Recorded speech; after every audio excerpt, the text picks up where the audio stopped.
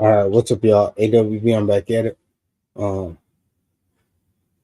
gonna go ahead and play the deposition of the other cops that were involved in that situation with the armed fisherman. Go ahead and get into that right now. Y'all give me a second.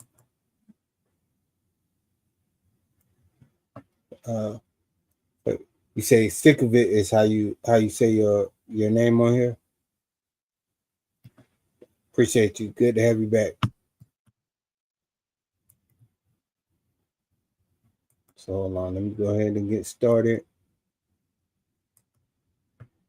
So the first thing I'm gonna play is the actual arrest that I'm gonna play the actual arrest, and then I'm go ahead and go into the deposition. I'm not gonna play the entire arrest when they pull guns on him and everything. I'm just gonna play a bit of that, and then I'm going to the deposition. So, because honestly, I don't want to see that again. And on the stream yesterday, it was my first time seeing this entire situation. So I did want to see the full arrest and the full situation. But now I'm just gonna play a bit of it, and then I'm gonna get into the deposition.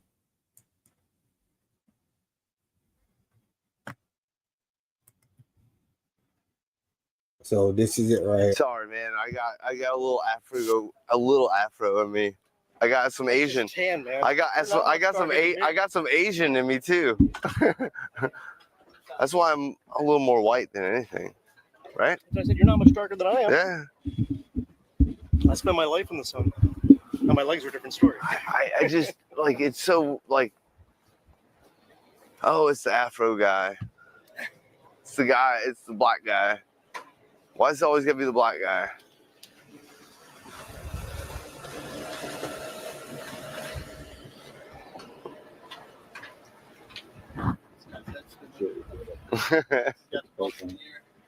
And he's like, man, I'm gonna fucking get promoted to friggin' no more bicycle riding for me.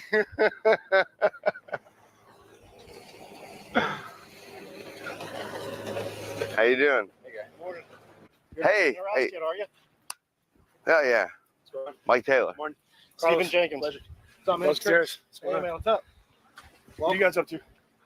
Well, we're waiting for Miami PD. Oh, they're on the way? Yeah. Who called? Park Ranger. Park Ranger said what we're doing is illegal.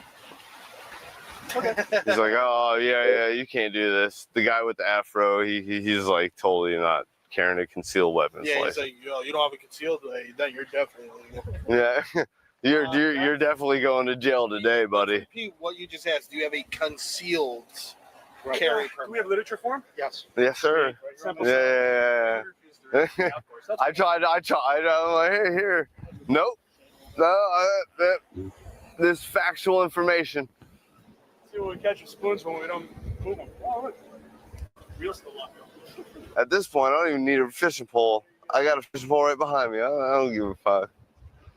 I'm not even catching it. I ain't even very big. Oh, here they come. And he's telling people to go the other way.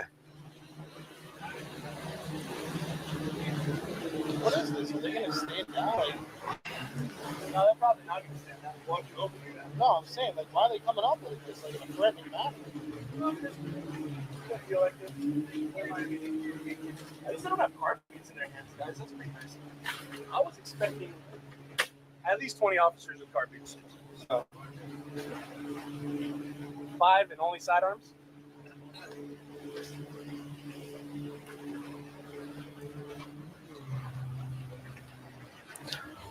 All right, everybody.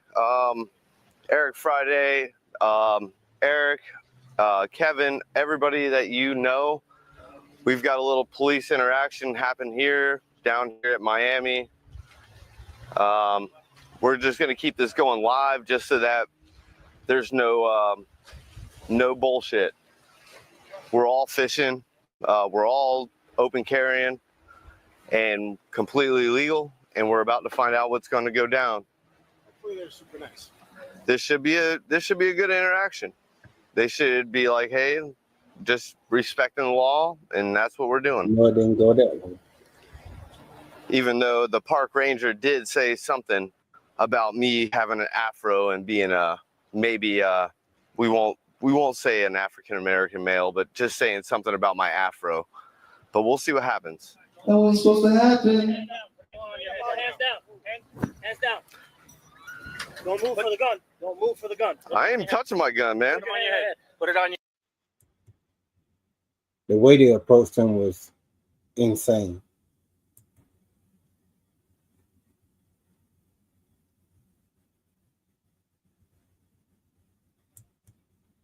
You know, I just couldn't imagine this being dark, because he lucky he light skin, honestly. Look at him.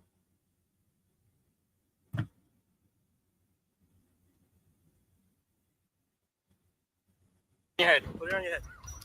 Why, what's going on, man? What's going on, guys? I'm not resisting. Not resisting. Your hands up. Not resisting. Yes, sir. I don't know what's going on. We'll explain to you now, man. Hey, I'm letting you know within the Florida statute. Hey, please, it's locked and loaded, buddy. It's a server holstered, please. Hey, Gus, brother. We got 2 over here. We got 4. My sidearm's hot as well. Sit down. Huh? My sidearm is hot. Sit down? Are you telling me to sit down? I'm sitting down. Sit down. I'm trying. We're gonna explain. We're gonna explain it to you, man. Hey, if you can, excuse me, officer. I'm not trying to resist, but you see that little paper over there? You see that paper? Relax.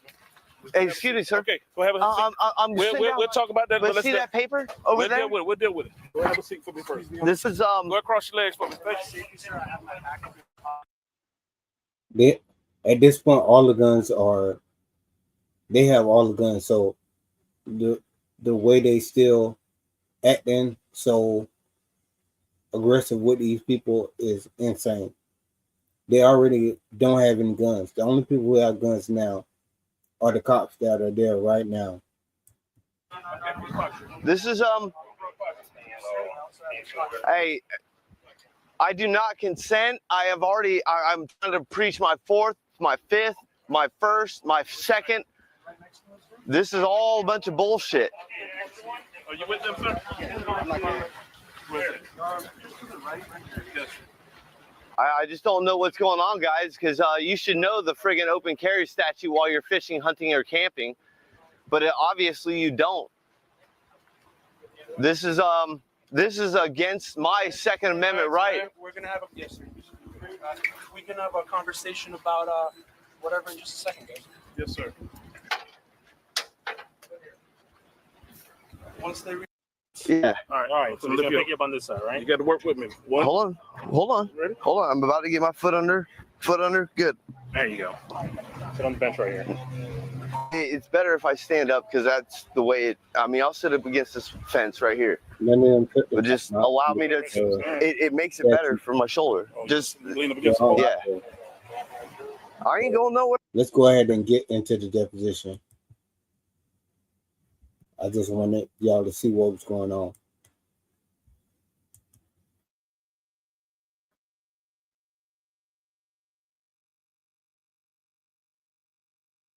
Case number 19-CV-22303.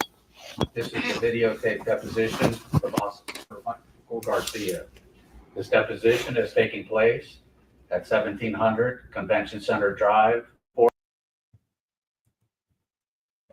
So, hold on. Karen passed away?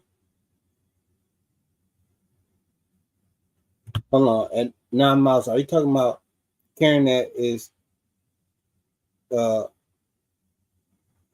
always is on my channel? What Karen are you talking about?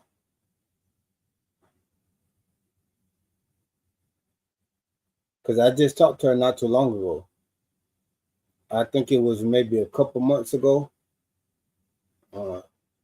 I talked to her and it seemed like she was okay.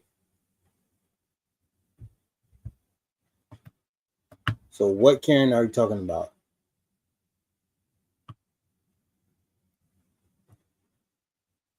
Wow. Damn. RP to Karen.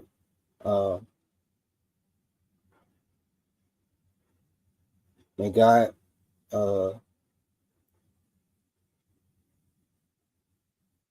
keep her soul at rest. That's crazy. Man.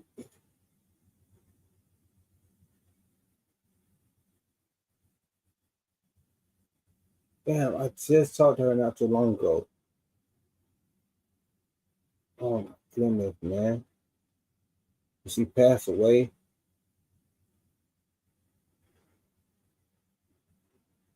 Damn.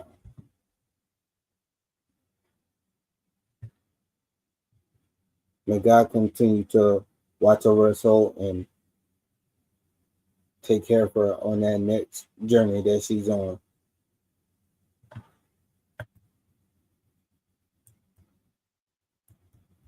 Fourth floor in Miami Beach, Florida.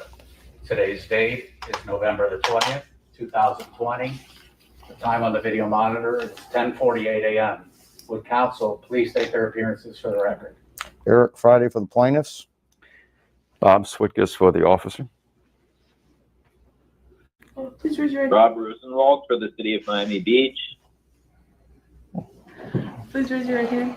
Do you swear or affirm this testimony you're about to give will be the truth, the whole truth, and nothing but the truth? Yes.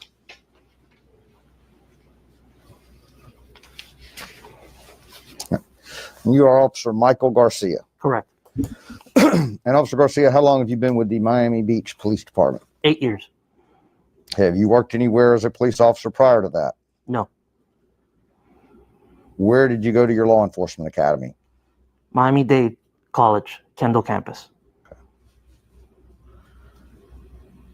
I mean, North Campus, excuse me, my mistake. Miami-Dade North Campus? North Campus, yes. Upon your employment, or back up, during your academy training, did you receive a book that is created or published by the Miami-Dade Police Sheriff's Office that contains a summary of Florida criminal laws? It was a Florida statute book.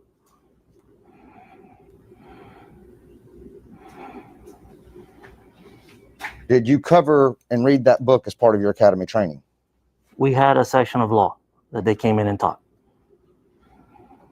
Did any of that section of law and your police academy training include dealing with lawfully armed citizens?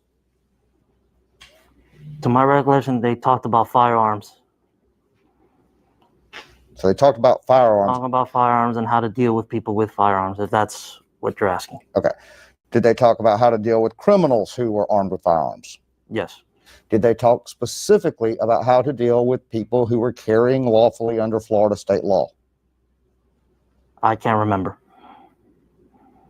You can't remember if they did or didn't, or... Remember if they did or didn't, sir.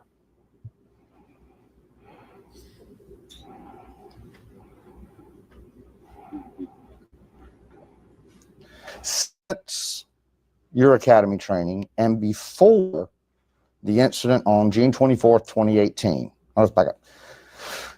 If I say the incident on June 24th, 2018, you understand that is the incident that is the subject of this lawsuit. Correct. That occurred on the Miami Beach South Point Pier. Correct.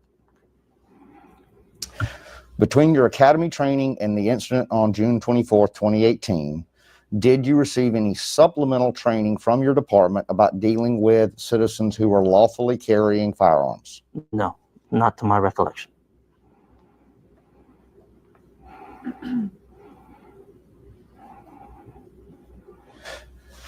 Officer, do you have now or have you ever had a Florida concealed weapons firearms license issued by the Department of Agriculture? Are you talking about me carrying Yes, sir. a concealed one? I have a concealed weapons license. Okay. When did you get that CWFL? I can't remember off the top of my head. It's been already probably a few years. Okay. Do you know if you had it on the date of the incident we're here about today? I believe so, yes. Do you remember as part of the application process for getting, you did an application to get that license from the Department of Agriculture. Yes. Okay. In that application process, do you remember signing an application that you were swearing to under oath? I believe so, yes. Okay. Do you remember language on that application that specifically stated you had read and understood Chapter 790 regarding Florida firearms laws? I cannot remember. Okay. But if I showed you a copy of that application, you did do that application to get your license. Yes, it's required. Even as a police officer, you have to do that application to get that license. As a police officer, I believe it's required for everybody. Okay. To my recollection. All right. To get a concealed carry license. Yes, sir. It's required that you do that application. Yes. Okay. But you don't remember if there was that statement on there that you had read and understood Chapter 790 Florida firearms I cannot law. remember at this moment. Okay. Okay. Officer, do you know now, as you sit here today, do you know what specific statute allows you as a police officer to openly carry a firearm while you're on duty? It would be that statute, no. What statute? 790. Is it specifically 790.25? Yes, sir. And is it specifically 790.25 sub 3? 3H if I'm not mistaken. 3H. Sorry, if I'm not mistaken. No, I'm not trying to trip you up here, officer. No, but I know it's 790.25.3. But I don't know if there's an H after. I can be wrong. Well, I can tell you H is the hunting, fishing, camping exception. How about if I tell you it was 790.25 sub 3D? Was the sheriff, police officers, game wardens. Okay, I know about the 790.25 subsection 3, but it said H, so I can be mistaken. That's right. You've never had training on that prior to the date of the incident we're here about today? No, sir. Have you had training on since the day of the incident? Yes, sir. Where did you get that training? At our police station in our training unit.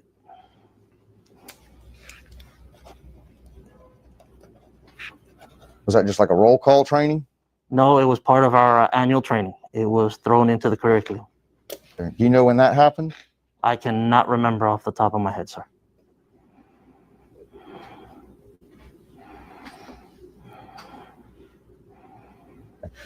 You don't remember if it was covered as part of that book of Florida statutes that you were given us at the police academy, if it was in that too? I cannot remember. I know they did an orientation on it and explained it to us, but I can't remember At the training? if they brought in the book. Okay. I can't remember. You were talking about at the training after the incident? After the incident. Okay. You don't remember if y'all covered that part of the book that Miami-Dade publishes in your original academy training? After the incident? Before the incident? Oh, before the incident. No. You didn't cover it? No. Okay. If you're talking about before the incident, no, it was never covered. So let's talk about how you initially became aware that there was some issue on South Point Pier on June 24th, 2018. How did you first find out that you needed to come to the pier? I know officers were dispatched to the pier, reference men carrying firearms. I can't remember if I was actually dispatched or I responded myself to assist the officers. Okay. So you don't remember if dispatch said, hey, Officer Garcia, get your butt there now, or if you just heard the call? I just put myself en route to the call to assist the officers. Wait till, I know this is new for you. So but sorry. I apologize.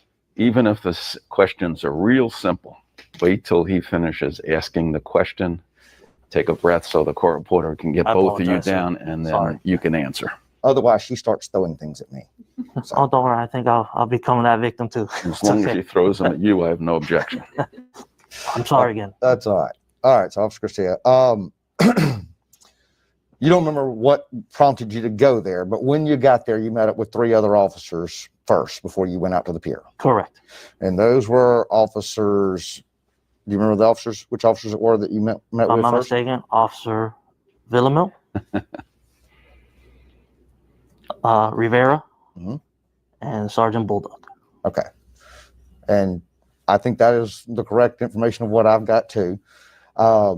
Sergeant Baldock was in charge, correct? Yes, sir. He was the senior ranking officer of the 4 of you. Correct. There were no other officers there with y'all at that time when you first got to the park? No, sir. I believe it was just us. Okay. But then y'all talked to a park ranger? Correct. Do you remember what his name was? I believe, if I'm not mistaken, from my record, Vinny, V-I-N-A-S, Vinus, if I'm not mistaken. Okay. So I was telling you, from reading the CAD report, it wasn't necessarily clear to me who. Well, here, I'll show you the CAD report and see if that helps you figure out who the park ranger was or what his name was.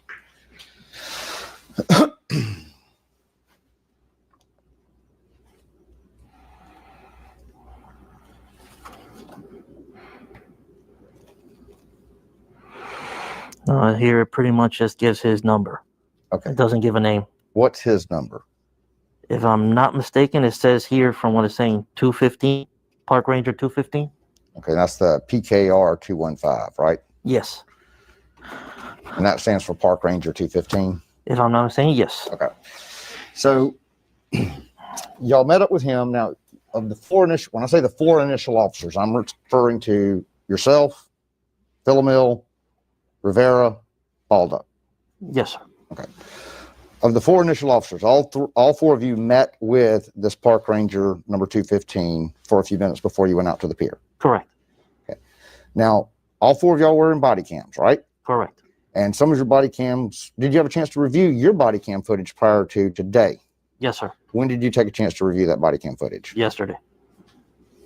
Had you looked at it between the incident and yesterday? Had you looked at it any time in between those two? To my recollection, I don't believe so. Do you know if you looked at it when you were preparing the report that you wrote for regarding the incident? I can't remember if I did or didn't.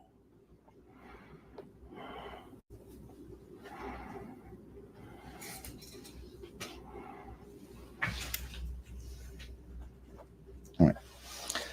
So some of you had body cams running when you were talking to the park ranger, but nobody's audio was on initially recording the audio of what the park ranger was telling you. Objection form. Okay.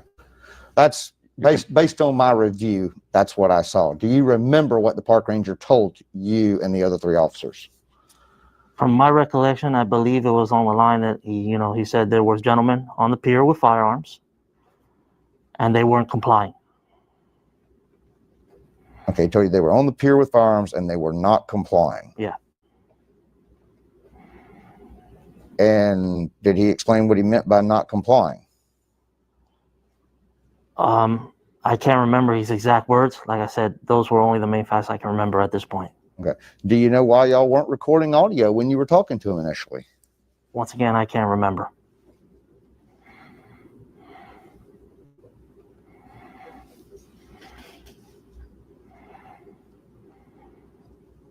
Okay. So other than he told you that these people with the firearms on the pier were not complying, you don't remember what else he told you? Not at this moment, not to my recollection. You didn't make any notes in your report about what he told y'all at that incident, at that time? I can't remember. Okay, well, you got your report in front of you, right? Yeah. May I? I believe yours is on, you have about 72 pages there of report? May I? Yes, sir, please do. At any point you need to, just let me know. I believe you're at page 16 and 14-ish. Is yours?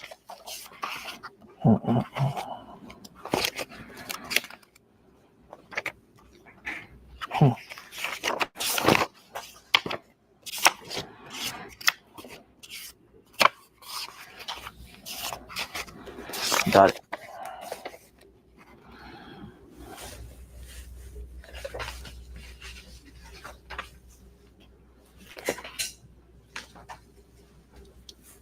Okay, can you repeat the question, please? Yes, sir. You didn't write any notes about what exactly the park ranger told you. From reviewing my report, no. Okay.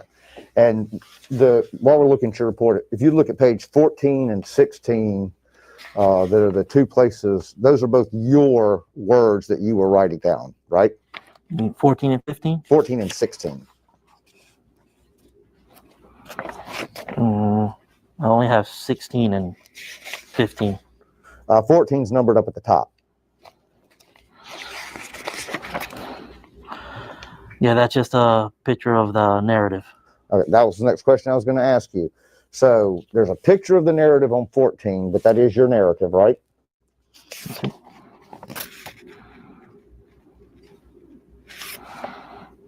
I believe so. Okay. And then 15 and 16 is actually like the Miami Beach Police form with your narrative as page 16, right? Correct. All right. And Sergeant Baldock signed off on your narrative as he reviewed it, right? Correct. Right. And your badge number is 1046? Correct. And that was your badge number on that day? Correct. So I was given a whole bunch of body cam files of officers that were there that day. Do you know how I would be able to immediately look at file names or anything and know which one was yours? I believe our cameras are assigned to us, so. Okay, do you know your camera number? I believe it would have, if I'm not mistaken, it would have my badge number and my name. Okay. That was not the way, that was not in the file names that I got. So it's okay. I just want to verify which, so the file numbers and names I was given, just say Axon body to video and then a date. And so all of them are 2018-06-24. Okay. And then there's a subsequent number behind that. The one I think is yours is 1007. I can't. You don't know. Okay. I don't know, sir. Sorry. Well, so this is how the file names came into me. And I'm going to play just the first minute or so of this video and see if you can tell me if that is in fact your body cam that is running here.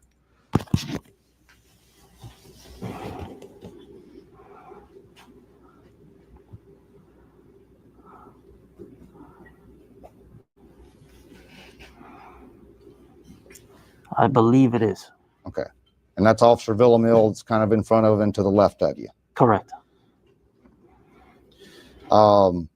So if I look at the video as it's produced, the time stamp on it is 14:07:55Z. That references Zulu time, right? Right here? If you mean the time and the actual time? Yes, sir, right here.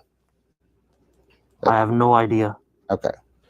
Well, let's talk about what time in the morning did this incident occur, and you looked at your notes to verify. Per the report, this occurred at 9:50. We were dispatched at 9:55. Okay. So 9:55 a.m. on June 24th. Mhm. All right. So that's when you were dispatched. Or I put myself in responding. Okay. So that means it would have been shortly after, if we assume this timestamp is right, it would have been about 10:08 at that time in terms of local time. Objection to form. Didn't you say 14:07? I'm trying to get to the, okay. Do you know what Zulu time is, Officer Garcia? No. Okay. If I tell you that Zulu time is Greenwich Mean Time, does that help give you knowledge? Sorry, sir. No. All right. Can you explain to me why the timestamp on your video from your body, what we believe to be your body cam, shows a time of 14:08 Z? I have no idea, sir.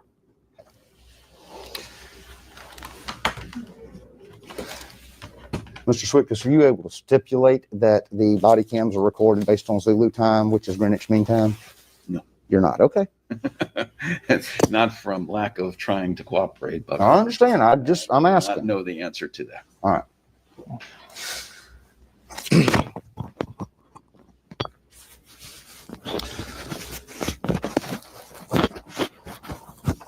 So park ranger tells you that there's armed men on the pier and they're not complying, but he didn't tell you what they weren't. You don't remember if he told you what they weren't complying with. I don't know the exact wording he used, sir. Okay. So you don't even know if he used the word not complying. No, he used it. They weren't complying. Okay.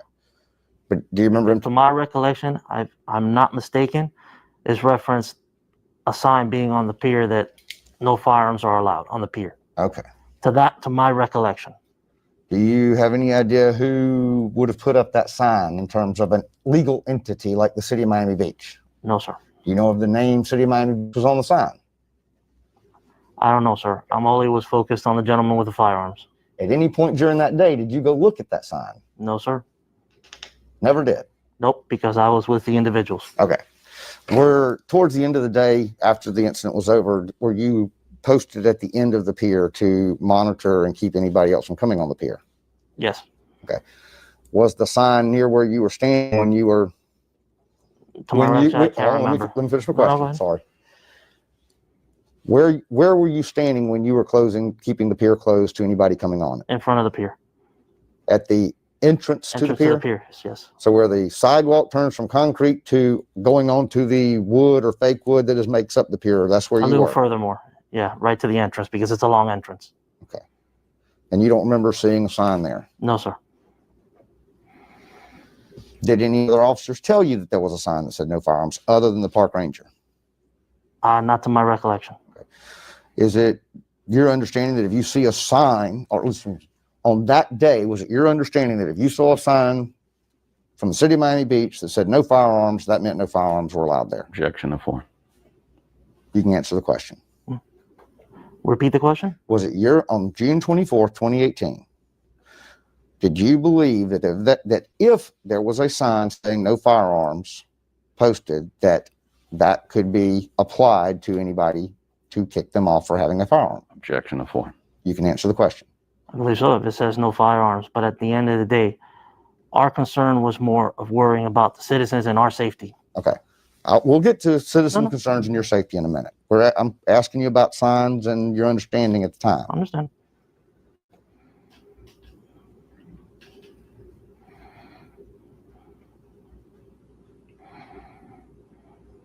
So on that morning when you went on that pier, your understanding of Florida law, city ordinances was if there's a sign that says no firearms, it means no firearms. Objection to form. You can answer the question. Once again, we're going by what the park ranger is touching to my recollection. Okay. So you were relying on the park rangers take statements to you that firearms were not allowed on the pier. Objection to form. So forget the law. It's just whatever the park person says.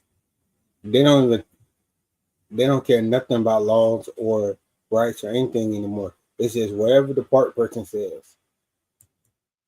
At the end of the day, no, I'm taking the objection that there's men with firearms on a pier in a public park with beachgoers and families and children. Okay. So you take objection to the fact that there were men on the pier with firearms.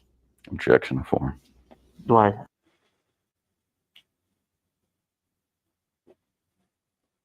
He said, that's a problem, but every one of his partners or the people he works with is armed, open carry, all the time, around all type of people. But whenever it's somebody who doesn't have a badge, now it's a problem. I don't understand your question. Can you repeat You said it? at the end of the day, I take objection to the fact that there were men on the pier with firearms. Wasn't that what you just said? Objection to form. You can answer the question. So you're telling me, just rephrase the question because I'm a little... Okay. Did I understand that you just testified that you took objection that day to the fact that there were men on the pier with firearms? Objection to form. You can answer the question. If I take that there's an objection? Did you have? Yes, sir. Did you have an objection to the fact there were men on the pier with firearms?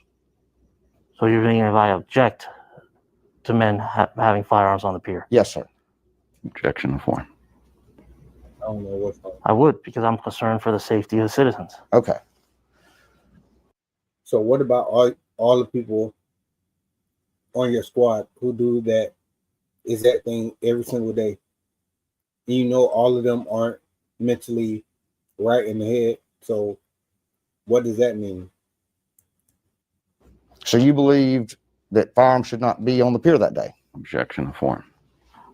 At the end of the day, once again, I'm going to elaborate. I'm going to state like I stated previously. Okay. Our concern is for the safety of the people in the park. And do you believe we have to investigate when we're called with men with firearms? Okay. Officer, I'm not asking you about... No, I'm doing... No, I haven't. The armed fisherman, no. I haven't contacted him yet. But I will soon. Just to talk to him and, get the update of everything going on. But no, I haven't talked to him yet. This is insane, though. It's crazy to me that they have a problem with anybody who doesn't have a badge. to have a weapon, even though they carry a firearm every single day, and their cars are loaded with firearms. But as soon as they see somebody else has one, now it's a big problem. It's so weird.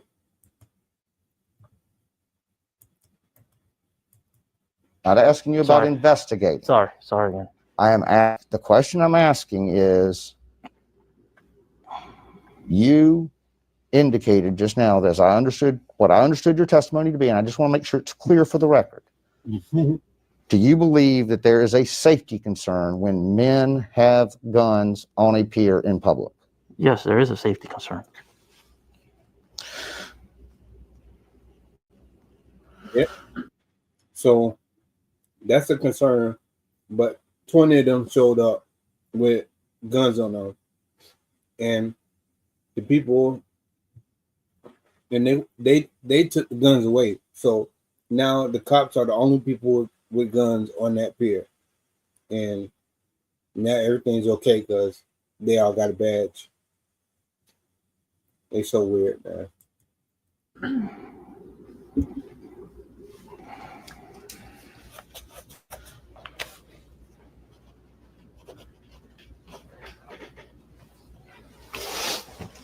Why is there a safety concern when men have guns in public, Officer Garcia? Because it's the world we live in today. We just had the Parkland shooting. You know, I like this lawyer because this cop doesn't realize that he's talking about you. You're the one with guns all the time. You're the one, and you and your partners are the ones with the most guns. So, yes, now it's a problem when anybody else has a gun. But y'all stay with him. He probably got a gun on him right now. We had a man walk into stores in El Paso and shoot people. Mind you, again, this park has beachgoers on one side, has families and kids in the park right next door, and you have cruise ships who go in and out with tourists on board. How am I not to believe there's terrorists with the world that we're in today, sir? Okay. Or at the time also of the incident. What do they mean by the world we're in today? The world we in today is the same world that's always been here. So what are you talking about? Cops have always had guns. And we have always had the right to bear arms. That's the world we live in. What do you mean? You understand that citizens in Florida have certain civil rights? Yes. Okay. Were you trained in the police academy that people have civil rights that you're not allowed to violate even as a police officer? To my recollection, yes. You were taught that? If I'm not mistaken, yes. Okay. Were you taught that there is a civil right in the state of Florida to own and possess firearms? A right to own firearms? To own and possess firearms? Yes. You were taught that? Yes, to my recollection, if I'm not mistaken. But you were not taught, if I understood your earlier testimony correct, you were not taught anything about concealed carry licenses and citizens' rights to have firearms on their person in public in regard to concealed carry license. Objection of form. I can't remember at the time because they did go over a lot of curriculum with firearms being concealment and dealing with criminals like you asked earlier. Okay. But I can't remember everything that went over.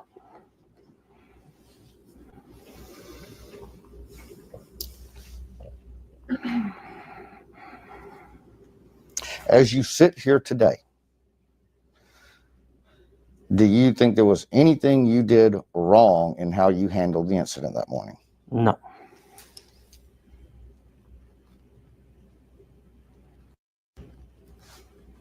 Okay. Have you been informed of any case decisions since the incident? So they don't think nothing's wrong with them breaking the law. Because that's pretty much what they did. Y'all broke the law. Y'all broke the Second Amendment and the Fourth Amendment, and he doesn't see a problem with that.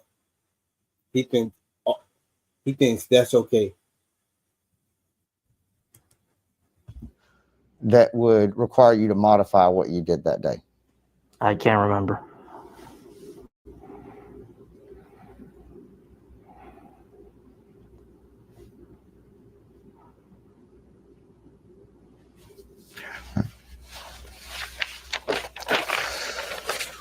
So on the date of the incident, was it your understanding that you were allowed to detain any person for the possession of a firearm that you believe was armed? Objection to form. Yes. So you didn't need a reasonable articulable suspicion that they were carrying that firearm illegally? Objection to form. Once again, in our policy. Your policy, okay. Tell me about your policy. Not even the policy, just even the way we're trained. Okay. Pretty much states that when dealing with someone with a firearm, all right, we are to do a process of records check on them and records check on the firearm. Because we need to identify they're not convicted felons, or the firearm isn't stolen or involved in any crime. Okay. So I want to be very careful. Is that your policy as you understand it today? Policy? No, that's the way we were trained. Okay. Is that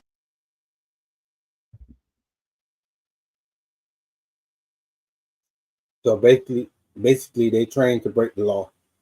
He said it's not in their policy, but they're trained to break the law and violate our rights. They're trained to violate our rights, pretty much. That's what it sounds like to me. What it sounds like to y'all that he's saying right now. To me, it sounds like he's saying we're trained to violate your rights. Because if it's not your policy, but it's in your training, that doesn't even make sense. Why wouldn't you be trained to follow your policy? Why wouldn't you be trained to follow the law?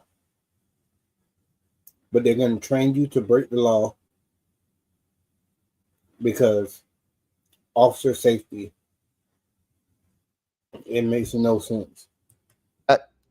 So as you sit here today, you have not received any training through today that says anything other than what you just stated?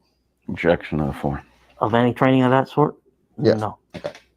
So your training, let's go back specifically to your training on the date of the incident, or as you arrived at the incident. Mm-hmm. Your training when you arrived at the incident was that any person carrying a firearm, you have a right to stop and detain to determine, to run a records check on that person and on the firearm they're carrying. We have to make sure there's no threat to the public. Sir, I didn't ask you about why you needed to do it. I asked you if that was your understanding of the city of Miami Beach's policy and your training on that morning. Was it your training on that morning that you were to stop any individual with a firearm to check their background and the firearm? Objection to the form and argumentative. Okay. You can answer the question. Yes. That was your training. Okay. Mm-hmm. That's not argumentative. All he's doing is asking him what he's trained to do. What are you trained to do, pretty much? And what is in your policy? Are you trained to violate our civil rights? Whether it's in your policy or not, that they're trained to break our rights or violate our rights. And you've received no training since then to tell you anything differently? No, sir.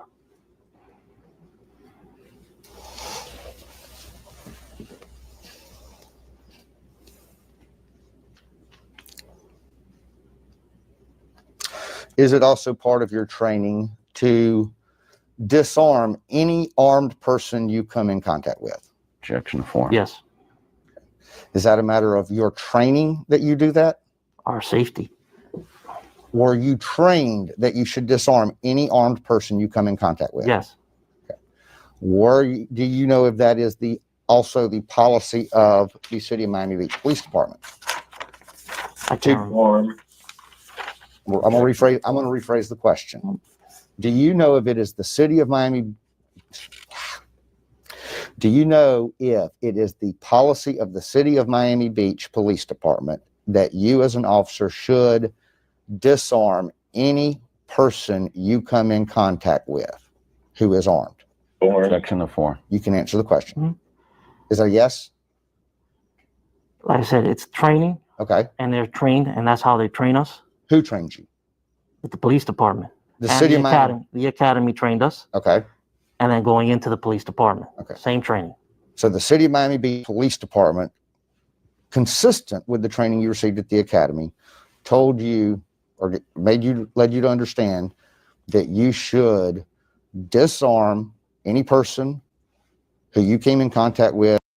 So the lawyer is pretty much basically asking him if he's trained to break the law. Are you trained to break the law? Are you trained to violate our rights? They train you to violate our rights. That's what he's really asking him. You know, honestly, that's what it seems like. That's how I understand the question. Is, are you trained to violate our rights? Do they train you to do that? And he said, yeah, they do train us to do that. Who was carrying a firearm? Yes. Objection to form with a question. And then they also trained you that once you disarm that person, you should run a background check on that person to see if they were legal to carry the firearm. Yes. Objection to form. And then they also trained you. So they train them to violate the Second Amendment and the Fourth Amendment off rip. So if you have a firearm, they're trained to violate your Second Amendment, and they're trained to violate your Fourth Amendment off rip. That's what they're trained to do. They're trained to violate your rights, your second degree, your Second Amendment, and your Fourth Amendment. I'm crazy, and they try to force you to give up your Fifth Amendment by not saying nothing to them. So they're trained to really violate 3 to 4 rights off rip if they know that you have a firearm, which is insane. How do y'all think that? Well, y'all know how it turns out, because look, he was arrested and he had guns drawn on him for exercising his right, his Second Amendment. That you should run that firearm serial number to see if it had been reported lost or stolen. Objection to Yes. form. All right. But they're trying to violate the Fourth Amendment. Do you know if that policy, as you just described it, is written down somewhere? Not a policy, it's a training. I can't remember at this time. Or They train you to do it. It's not in the policy because that would be insane. And they know that would be a big lesson if it was actually a policy to violate our rights. When I was reviewing your video,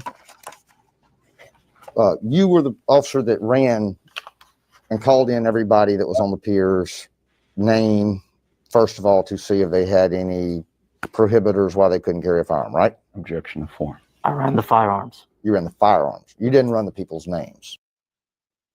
Get out of here. Y'all do run the name because y'all want to see if they got a warrant or see if they got a felony. So of course they run the name. You don't just run the gun because there'll be no reason to.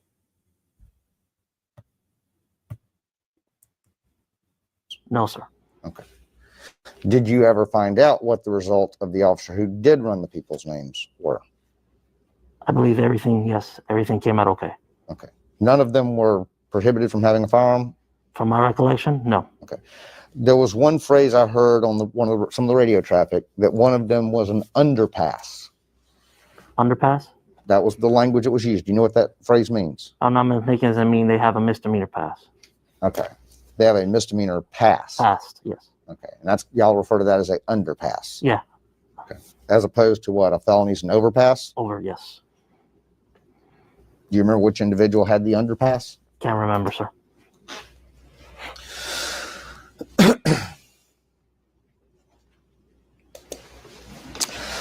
So when you were talking to the park ranger before you went out to the pier, did he tell you that any of the gentlemen had been threatening or aggressive towards him? I can't remember, like I said.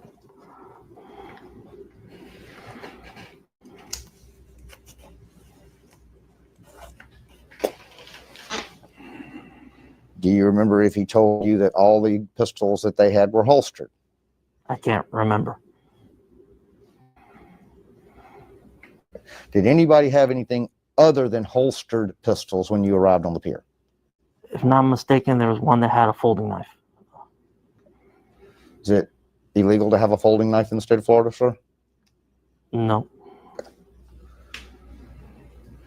But as far as, and just so we're clear, Florida law has different definitions for what is a weapon, which specifically excludes firearms and firearms. So if I say weapon, I don't mean firearm. Mm-hmm. If I say firearm, I mean firearm, not any other weapon. There were 6 individuals y'all detained that day, right? From my recollection, yes. Okay. 5 of them had firearms.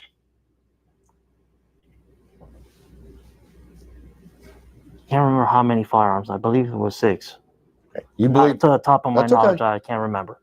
You, as you see here today, you believe all 6 of them had firearms, but you're not sure. I believe one of them didn't have one. Okay. So do you agree and do you remember for certain that there were 6 individuals on the pier that y'all detained plus a media person? Objection to form. Yes. Okay. Do you remember that of the 6 individuals you detained, 5 were handcuffed, 4 were handcuffed, 2 were not? I believe so. I can't. Do you recall that of the 6 people you detained, 1 did not have any firearms? To my recollection, I can't remember 100%.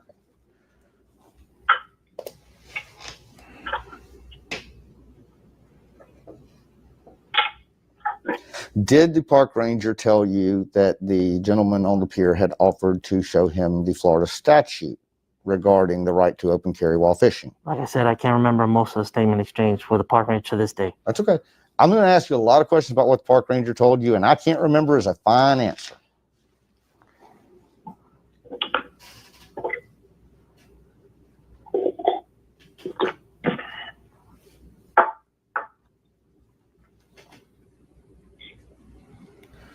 Did the ranger tell you whether or not they were polite to him? Can't remember.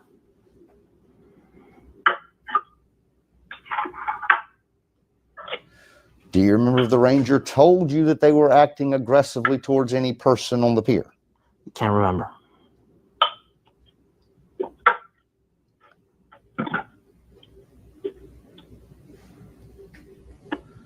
Do you remember if the ranger told you he thought they were about to start shooting up the pier? Can't remember. Yeah, this obviously the armed fisherman is gonna win the suit because it's obvious that they violated his rights. It's obvious, and he's saying they're trained to violate our rights. That's the training that they get. So basically, they're saying it is what it is. We're trained to do that. We're trained to violate your rights, which is insane. That they are trained to violate us. They're trained to do it. You can't say it's in the policy because they know that they can't put that in the policy, but they can't put it in the training, which is insane and just simply terrible.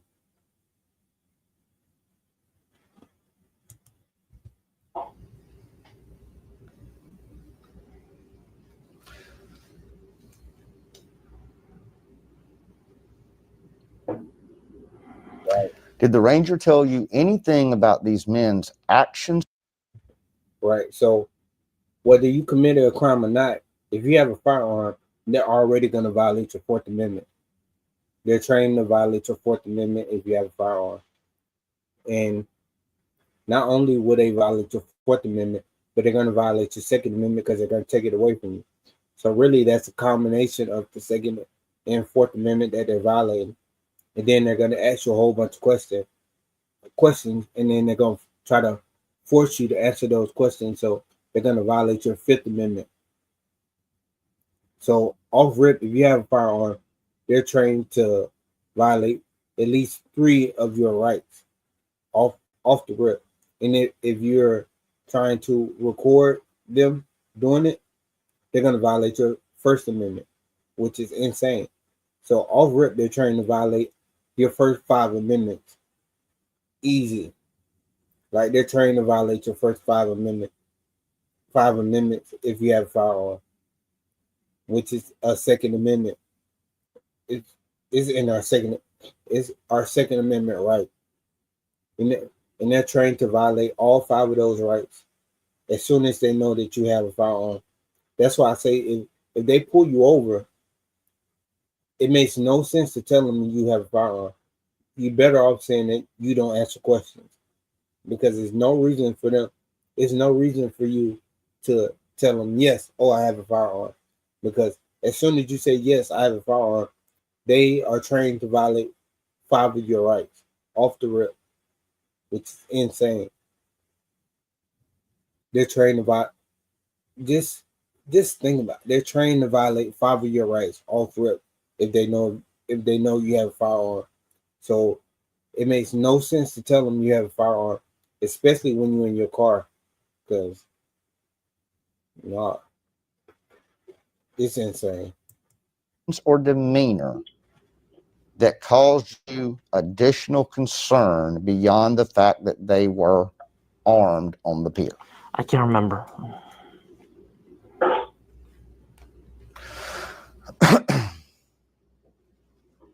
Right.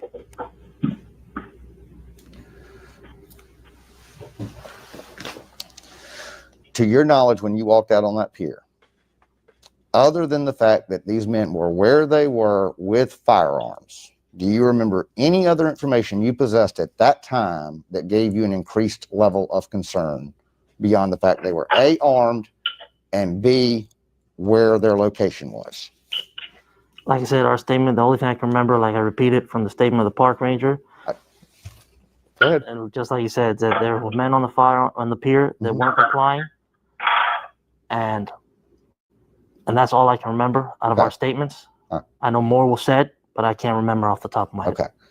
I'm getting away from just what the park ranger told you. So I'm going to ask the question in a different way so that we're clear that I'm not just asking about what the park ranger did or didn't tell you, or what you do or don't remember about what the park ranger told you.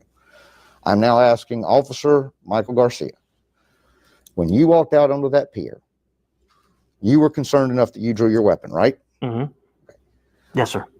That concern was based on,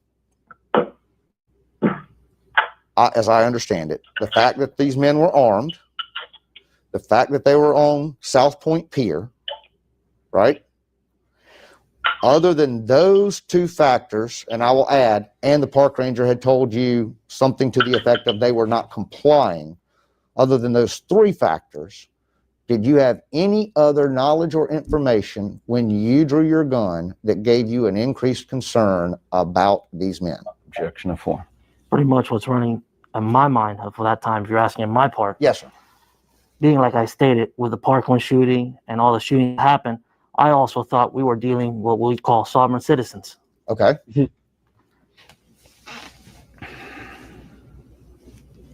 But that's not information you had. That's a thought that was going through your head. Objection to form. Correct?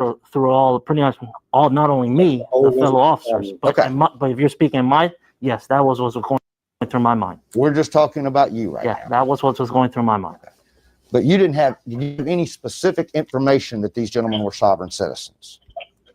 We had no information. No. Okay. So again, not what was going through your head, but what specific knowledge and information you had when you drew your gun. You knew that the park ranger had told you they were not complying in some manner or some way. You knew that they were carrying firearms, and you knew they were on South Point Pier. Yes. Did you have any other knowledge or information that caused you concern beyond those 3 factors? Objection to form. If Form. Go ahead, you can answer. From my recollection, like I said, I'm not 100% sure, like the information. The other information that I remember from dispatch was that I believe came from the park ranger, that I'm starting to remember now, is that I'm not 100% sure that when I guess park ranger gave out the information to dispatch, it was of men with firearms casing the bridge. Okay. Can you describe what, and you said casing the bridge, it's not a bridge, it's a pier. That's what they mentioned. I understand. The way we interpret, I'm sorry, go ahead. I understand there's several points on the video where I hear the term bridge, but when Pier. we're talking about a pier. How are you gonna? So your thing is that they're casing the pier. What are they gonna do on the pier? They casing it to steal all the fishing equipment on the pier? Like, that makes no sense. That's completely insane. Absolutely. You're right. Sorry. Not a bridge. I'm sorry. Pier. All right. But it may have come in as casing the bridge, but when you heard casing the bridge, you understood that meant the pier. Like I said, I'm not 100% sure of how it came out, but I do remember hearing of 6 men casing either the bridge or pier. I can't remember what was mentioned. Okay. But this came from the park ranger to dispatch, if I'm not mistaken. Okay. When you hear the term casing, what does that mean? Usually the way we perceive that is people walking the area or lording the area. Walking or loitering in the area. For what? Walking or loitering in the area for what purpose is casing? The way we interpret, to commit a crime. Okay.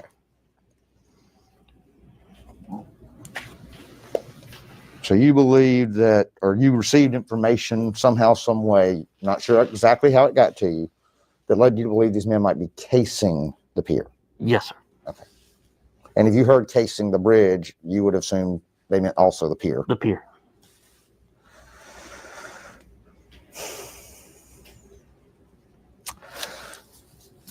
A lot of people walk or loiter on the South Point Pier, don't they? Yes, sir. Okay. Objection to form. A little delayed. That's fine. Can you describe what you define as loitering, sir? Loitering is someone that's canvassing an area, all right, walking in an area. Some may say that it looks suspicious, you know, person's demeanor, behavior. Mm-hmm. Usually in an area, you know, depending on what they're doing. There can be many, you know. Would you consider a person on a fishing pier with a line from a fishing pole in the water to be loitering on the pier? Objection to form. No. Okay.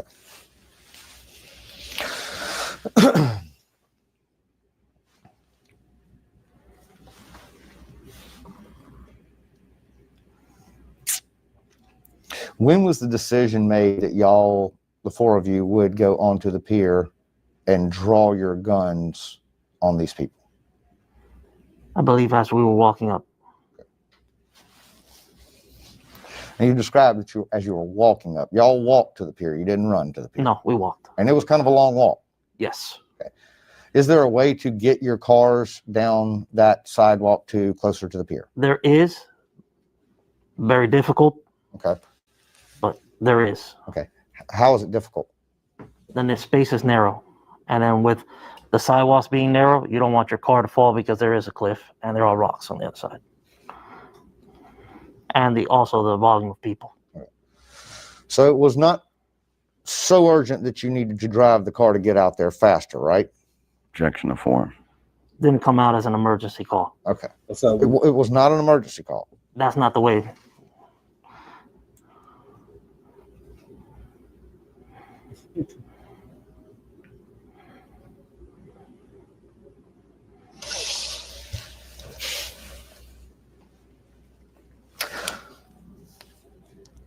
Now, once y'all, do you remember the positioning of yourself in relation?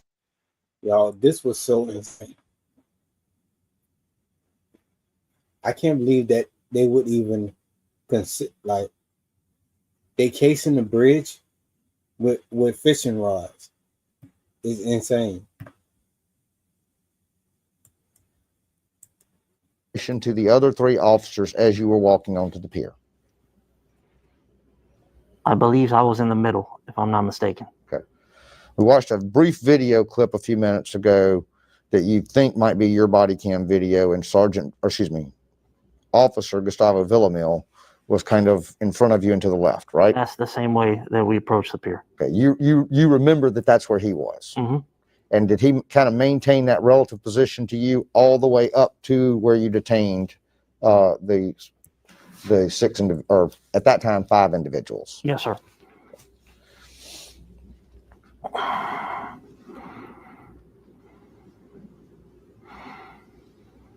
Did all 4 of you draw your firearms? Yes, sir. Okay. Now, when y'all were talking with the park ranger, where were your vehicles at that time? If I'm not mistaken, they were in the beginning of the park. Okay. At the end of the park, but the beginning of the park where you start to walk. Okay.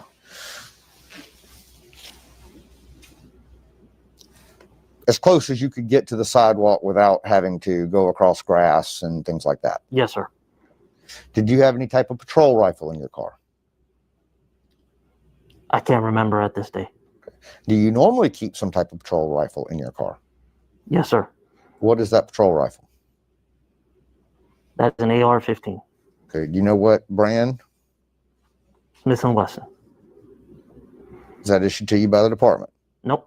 Your personal My weapon? personal rifle. Or, excuse me, your personal firearm. Firearm, excuse me. It's going to make me mess up. Sorry about that. Chambered in 5.56 or 223? I'm not mistaken, in 223. Right. And does the city of Miami Beach authorize and allow you to have a personal patrol rifle in your official vehicle? Yes, sir. You have to qualify with it. You have to what? Qualify with it. Now, were all 4 of you initial responding officers, were all 4 of you in marked police vehicles? Yes, sir. Do you know if at the time you left your vehicle, you knew you were about to go encounter armed subjects? Yes, sir. You knew it then? From the way the call came out. Were you thinking at that point already, were you thinking this could be a terrorist situation? A lot of things run through your head. Were you thinking this could be an active shooter situation? Could be, yes. I'm asking what you were thinking Yes, right yes, then. yes. Okay. Were you wearing any type of body armor? To my recollection, no. Do you normally wear body armor when you're on duty? Sometimes yes, sometimes no. Do you know if the Miami Beach Police Department has a policy about whether or not you must wear body armor? It's optional. Did you have your body armor in your vehicle? Yes. Do you always?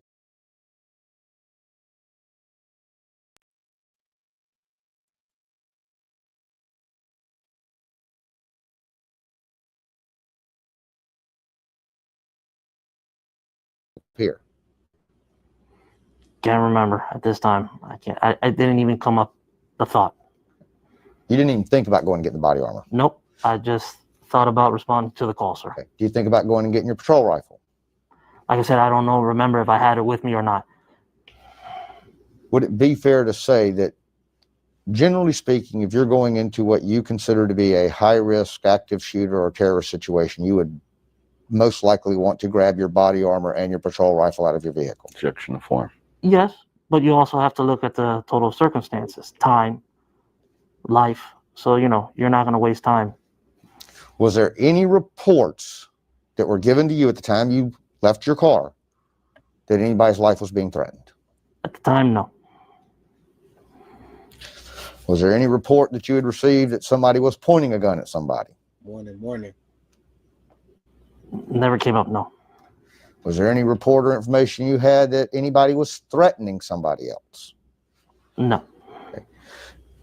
Did you receive any report that you would have considered to be an exigent circumstance that would have avoided the need for a warrant to search wherever you were headed? Objection to form. Rephrase the question again. I'm sorry. You know what an exigent? I know what it is. You know what an exigent circumstance is? Yes. You know that you can go into certain places like somebody's house under exigent circumstances without a warrant. Yes. When there's exigent circumstances, but you need a warrant when there's not exigent circumstances. Yes. Okay. You understand all that? Yes. Were you aware of any exigence when you left your car that day? Were you aware of any exigent circumstance that required? Hold on. For everybody in the chat, what had your personal experience been with law enforcement throughout your life? Write about an event that stands out to you in the chat. required you to get on that pier right now? Because this is insane. I have so many that I could name and bring up, but I just want to know, what have y'all been through it? I want to know what has been a standout situation for you personally. Objection to form. Men with firearms. Okay. Just so with the information we had. that's good. So men with firearms in and of itself is an exigent circumstance to your understanding. It's the location also, Okay. which takes a play. Sure. Men with firearms on the South Point Pier is in your mind an exigent circumstance. At the time being, with families in the park and beachgoers, So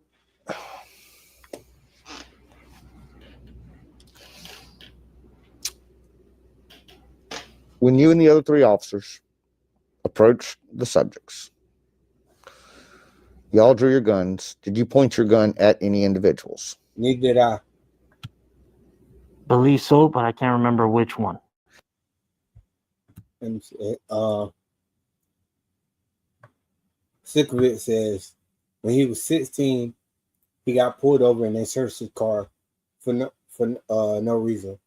So I'm just going to a quick story for me is I don't even think I was 16. I was more like 14 to 15. Cops. I went to a shoe store and cops stopped me and pulled. Well, they didn't pull me over, but they stopped me in the store and was saying that I was stealing. They were saying I was stealing, and they wanted to search me and wanted me to get in my ID and everything because I looked like I was stealing, but really they were looking at my skin color, and that's what they assumed. It was absolutely insane. Did you hear between the four of you officers any conflicting commands issued to the men y'all were pointing A guns lot at? of things were yelled, so I can't remember at the top of my knowledge.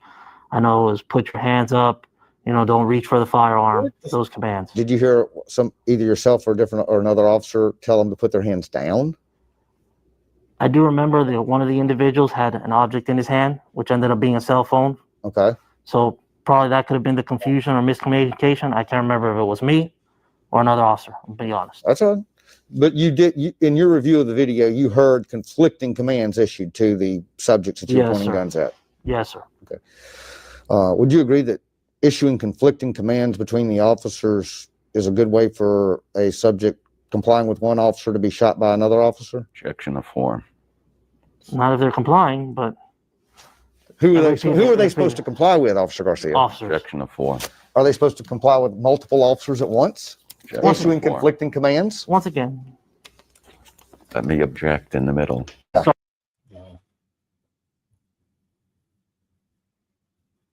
KVP say when I was 14, I came home and my mom said the cops were wanting to ask me about a stolen bike. The reason they claimed they wanted to talk to me was because I may have been the known suspect. Oh, you may have known the suspect, which is, come on, that's game, right? Get out of here. Hopefully your mom ain't do nothing about that or make you give up your rights to help them out with their investigation. Had a car behind me and one came in front and blocked you off. When you're 16, that's crazy.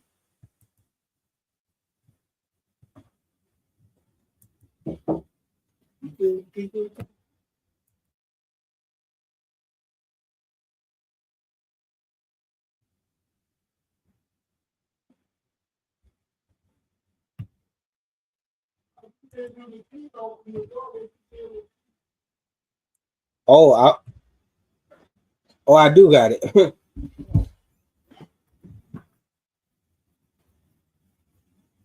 Hold on. Yeah, I forgot about it. No, all right.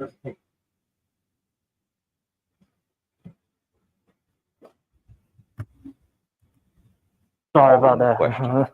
I'm sorry. Are they supposed to comply with two different discrete opposing commands at the same time? Objection to form. It can be confusing.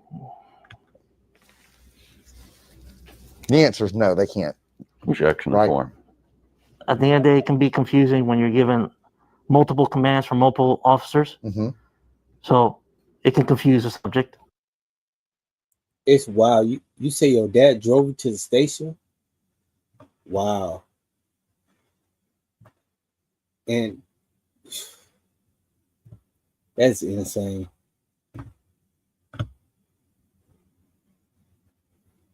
It's wild, man. We all have had a bad experience. It's like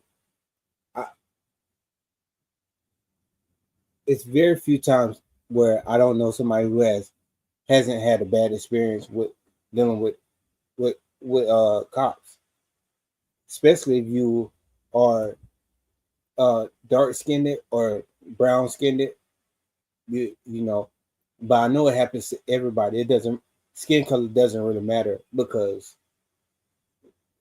they're gonna do what they want no matter what. It might be a little bit worse if you darker in skin complexion, but that doesn't mean it doesn't happen. Like even if I was on this bridge or on the pier with the armed fishermen, if they see me, everything is turned up even more.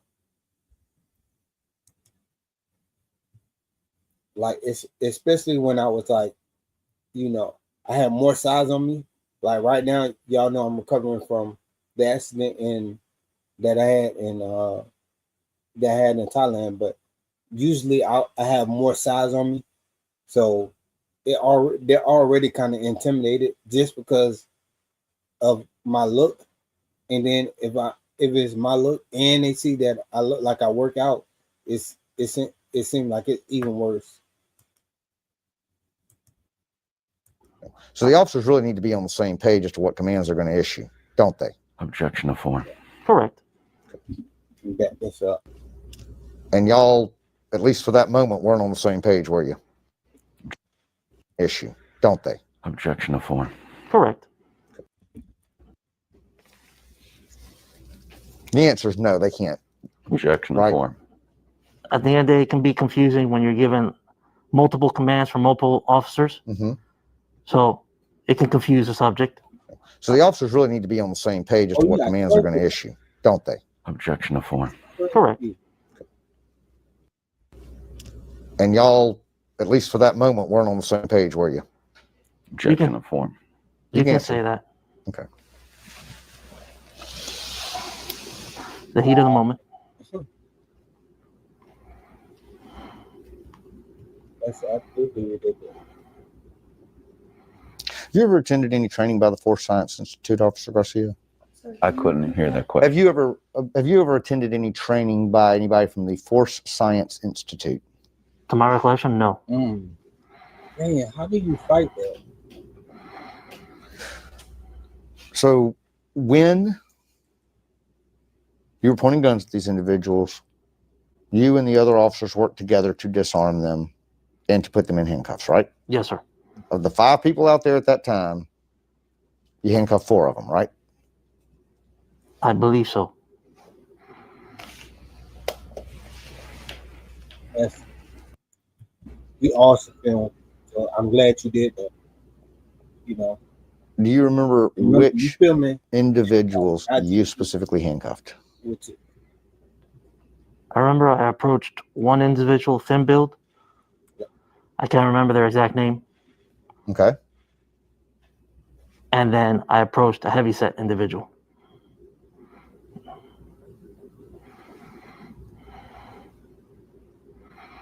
Right.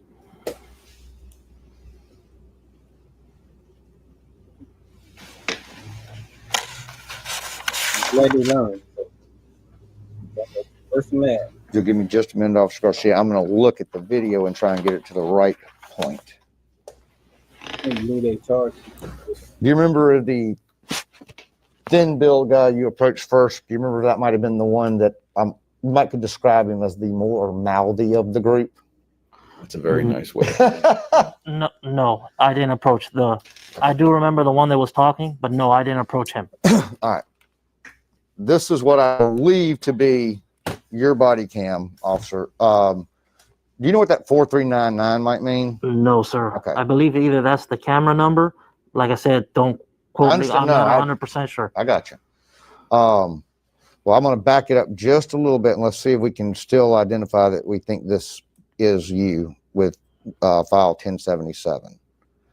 Oh, and see if this is. If we're going to watch this and see if it's. Yeah, here. I'm going to scoot it over. Just the glare, to so I can give you the right information. All right. You see that? Okay. Yes, sir. All right. So we see Officer Villamil come up on your left here in just a second, right? Right there. Okay. So does that help refresh your recollection if this is you with your gun at this point? Yes, sir. Okay, that is you. Yes, sir. Okay. So we know that body cam 1077 is you now. So let's go on up here. So y'all are directing them to do what at this point? Put their hands up and don't go for the firearms. Okay. And I'm not playing the audio right now. I'm just. Yeah. Okay. So is that Officer Villamil? Officer Villamil, yes. Handcuffing that gentleman. Mm-hmm. And is that you working on this gentleman? Yes, sir. Okay.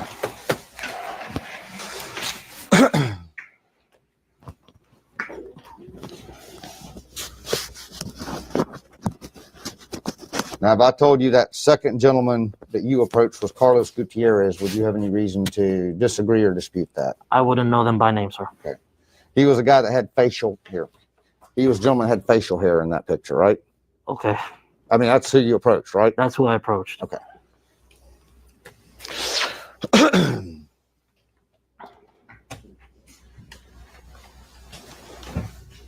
And did you put the handcuffs on him? Do you remember? I believe so, yes.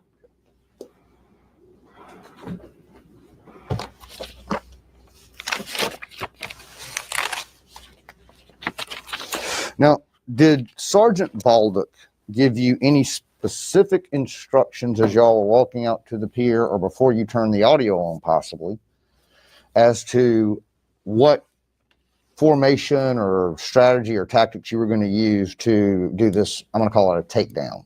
Okay. I remember we went over it, but I can't remember what was exactly said. Okay. Would that be a fair description, a fair term to use? If I use the term takedown, would that be a fair description to you of this? I would use more of a tactical approach. Okay.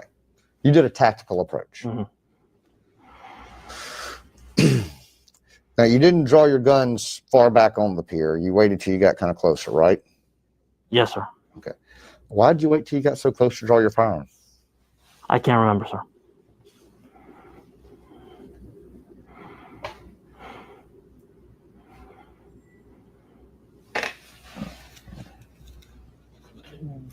So I'm going to back this video up here again, and I'm going to tell you, I'll show it to you in just a second. Oh, you're adjusting and shifting. Yeah, I'm just sorry about that. That's all right. I know all that gear can weigh on your back and everything. Not even comfortable sitting in chairs.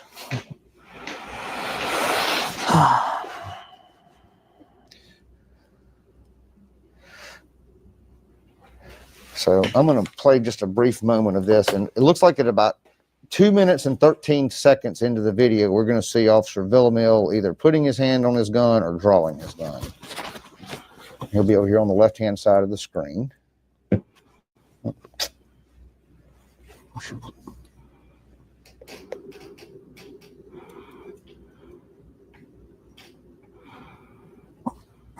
All right. So based on that, it looks like it's about timestamp 2 minutes and 16 seconds into the video. Does that look about right? Yes, sir. And the timestamp on the video is T140951Z. Yes, sir. Okay.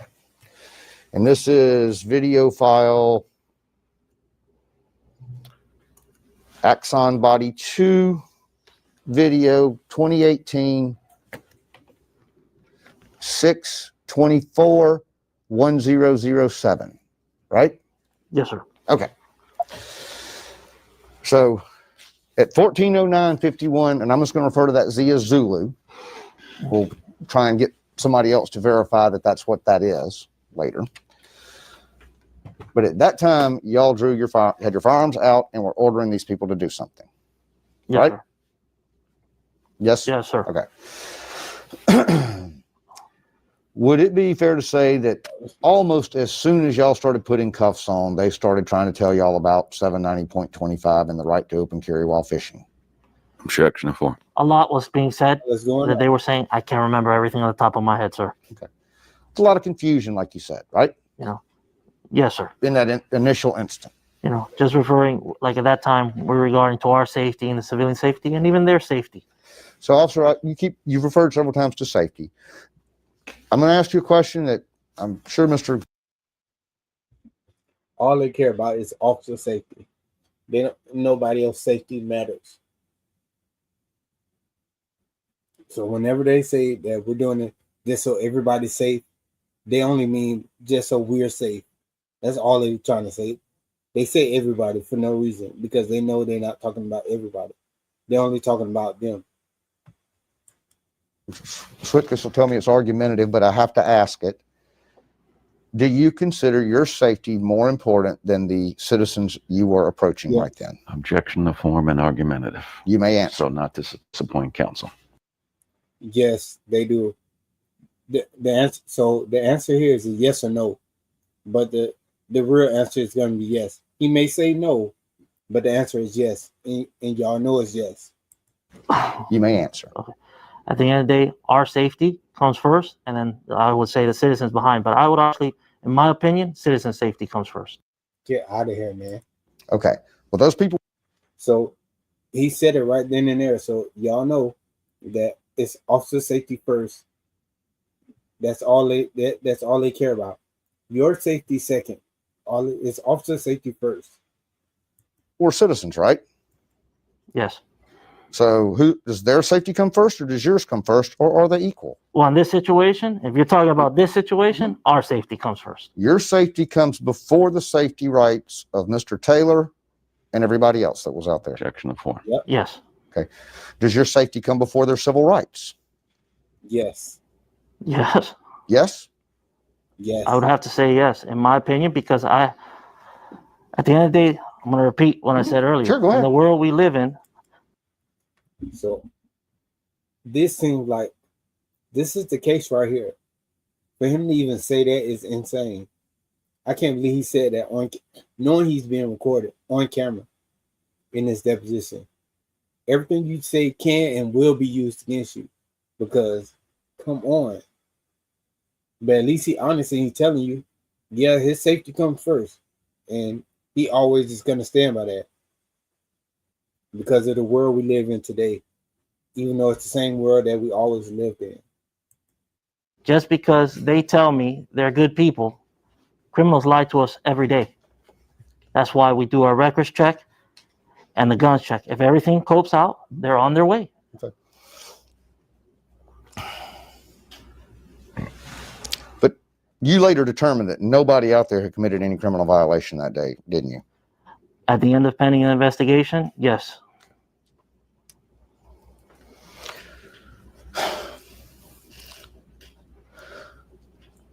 Once you had everybody disarmed and the people you felt needed to be handcuffed, did the citizens on the pier try to tell you about the right to open carry while fishing? From my recollection, I don't believe anybody told us anything out of the citizens. You mean the citizens that were detained or the people that were on the pier? The people you detained. Oh, my mistake. That's okay. My mistake. Fair error. And guys, you're both doing it. The court reporter I'm is so trying to sorry take you again, both ma'am. down I at the same apologize. time. I'm going to sorry. play referee. No, but that was my mistake, sir. I thought you meant the people on the pier, not the people that were detained. Fair error. I apologize on that. My mistake. When you started detaining the people you were detaining, do you remember them almost immediately trying to tell you about the statute? Like I told you, when we first detained them, there was a lot of verbal going on.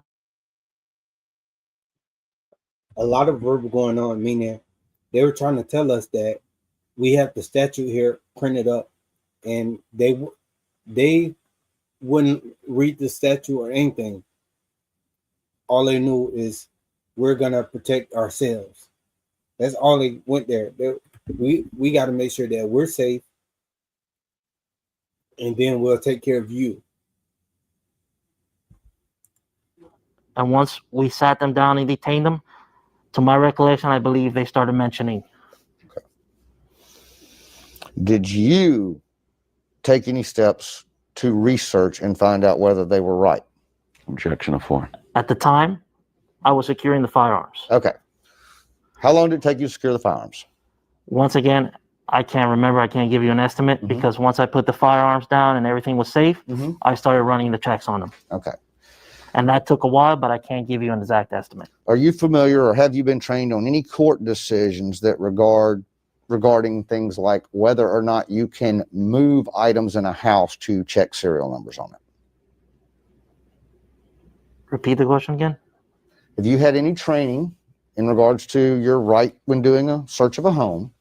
Have you been trained regarding whether or not you're allowed to, like, let's say, move a stereo to see the serial number on it before, so that you can see if it's a stereo? No. You hadn't received any training? No, sir. Okay. To the top of my knowledge, no. But you have been trained that you are allowed to remove any firearm you come across from the person's holster and run that serial number? Objection of 4. Yes, sir. Okay.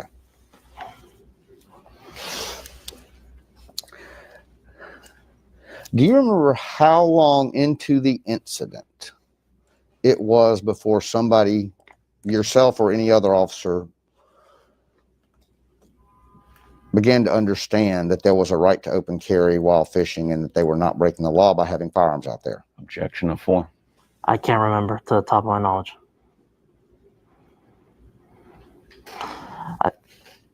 Just to add, like I said, once the investigation pending, I know the decision, but I can't remember when that time came. Before going out on the pier, who was making the decisions as to what the tactical approach would be? All 4 of us. Did Sergeant Baldock have some superior direction because of his rank? I believe we all spoke. Okay. I can't remember exactly what was said, like I said, due to the time frame. But we all came to a conclusive of what tactical approach we would take. Okay. And did y'all all 4 kind of decide together that you would draw your weapons? Yes. Did you all 4 decide together that you would handcuff anybody that you found on the pier who was armed? We would detain, yes. Okay. Well, you can detain without handcuffing somebody, can't you? No, I understand. Yes. Yes, you can? Okay. But y'all decided in advance that y'all would handcuff anybody y'all found with firearms? At that time? Before you went on the pier, did y'all make that decision that you were going to? I can't remember. I'm going to ask the question one more time so I get the question out fully. It's okay. I do understand. It's hard. Before you went onto the pier, did the 4 of you make a joint decision that you would handcuff any subjects who you found with firearms? Now that you stated it, to my recollection, I remember us when we said as we approach when we were going to draw, and then we would handcuff and an officer would cover. Okay. Now that I do remember. Somebody, and I don't remember who, and apparently you don't either. Somebody said when we approach, one officer will put on, words to the effect of one officer will put on the handcuffs and another officer will cover them while they do it. Correct. Okay. And do you recall whether you handcuffed them first or removed the guns first? I can't remember because everything happened so fast. I know, and I'd have to look at the video. What would be your normal training and procedure and policy? We pretty much cuff them first. That'd be normal. Yes. Tactical approach situation, normal doesn't always happen, does it? No. You have to deal with the circumstances as they come up and as they're happening, right? Yes.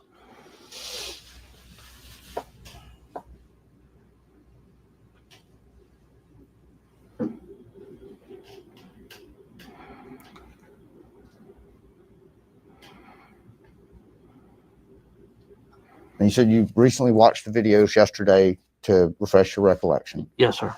Would you agree that within about 30 minutes, of y'all drawing your guns on these people, that y'all had become aware that there was a law in the state of Florida that said a person who is fishing is allowed to open carry? Like I said, the individuals, once we detained them and sat them down, mentioned it. I was doing the records check on the weapons, Right. pretty much, and we were just waiting for supervisors. Okay. Well, I'm not asking. I'm strictly asking if you, upon your review of the video yesterday, remember that it was not what they told you, but that within 30 minutes, one of your fellow officers had actually verified that this statute existed and that open carry while fishing was lawful. I can't remember. Like I said, I know. To the form of the question. Join. You don't remember that in the video. I believe some officers looked at the pamphlet they were given, Okay. and I guess we're doing the research, but I can't remember the time frame or when. You didn't do that research. No, sir. At any point that day, did you attempt to look up and determine whether or not the statute they were trying to cite to you was true and accurate? I remember looking, eventually, I believe, I'm not 100% at the pamphlet they gave and read it at one point down the line. I'm not 100% sure. And pretty much, and I guess when everybody spoke and the supervisors, then we were notified. Okay. But me personally, I didn't do any research because I was handling the firearms. All right. So today, knowing that statute exists and knowing that people have that right in the state of Florida, you would still have handled this situation just like you did. Yes. Object to the form of the question. I'm sorry.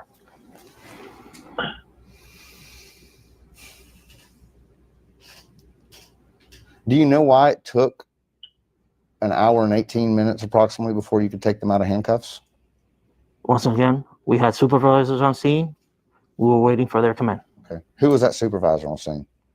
As I advised, Sergeant Bulldog was on scene, as notified, and I believe Lieutenant Garcia. Okay, so once Lieutenant Garcia showed up, Sergeant Baldock was no longer in charge. Well, now it goes chain of command. Their sergeant, and then he's the commanding officer on scene. Okay. Lieutenant.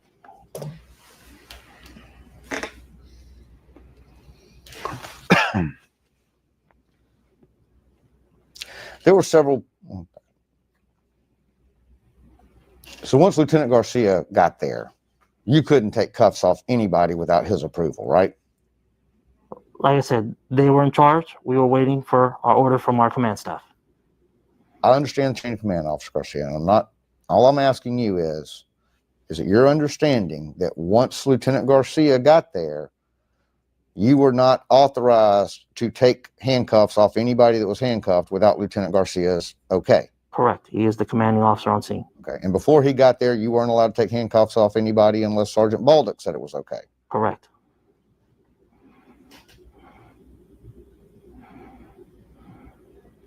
At any point, did you have begin to have any concern that y'all might have violated somebody's civil rights? Objection to form. Not at that time, no. Okay. We were just running through the process.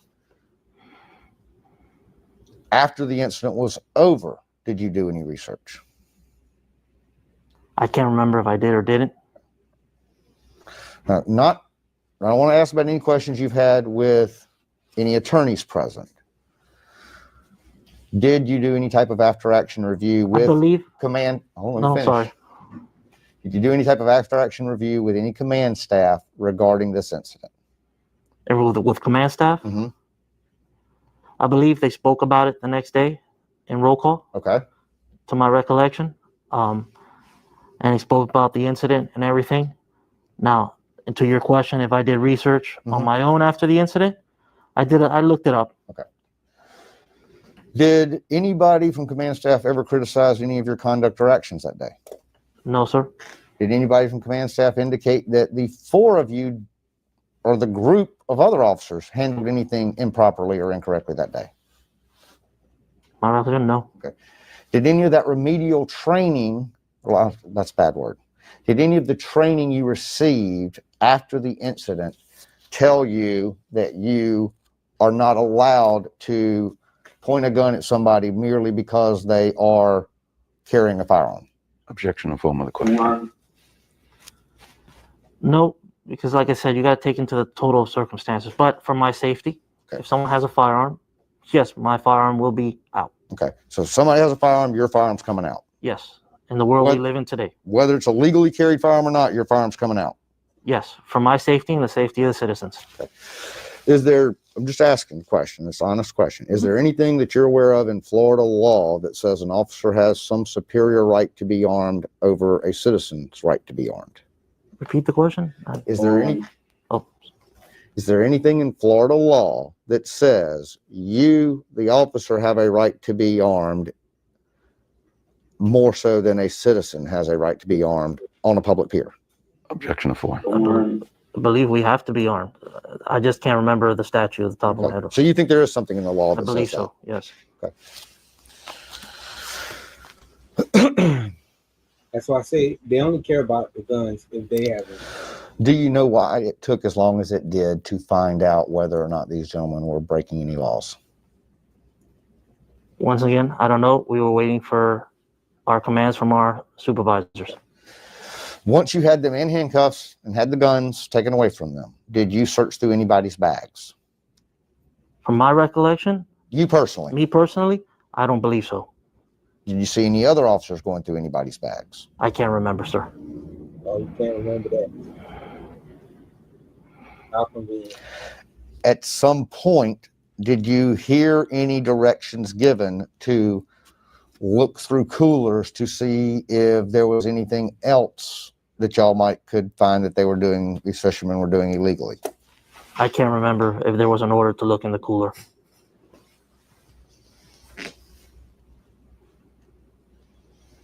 Do you remember one of the people complaining almost immediately that his shoulder was injured? Yes, I do remember one individual complaining of his shoulder. Do you remember another individual complaining that his cuffs were uncomfortable and too tight?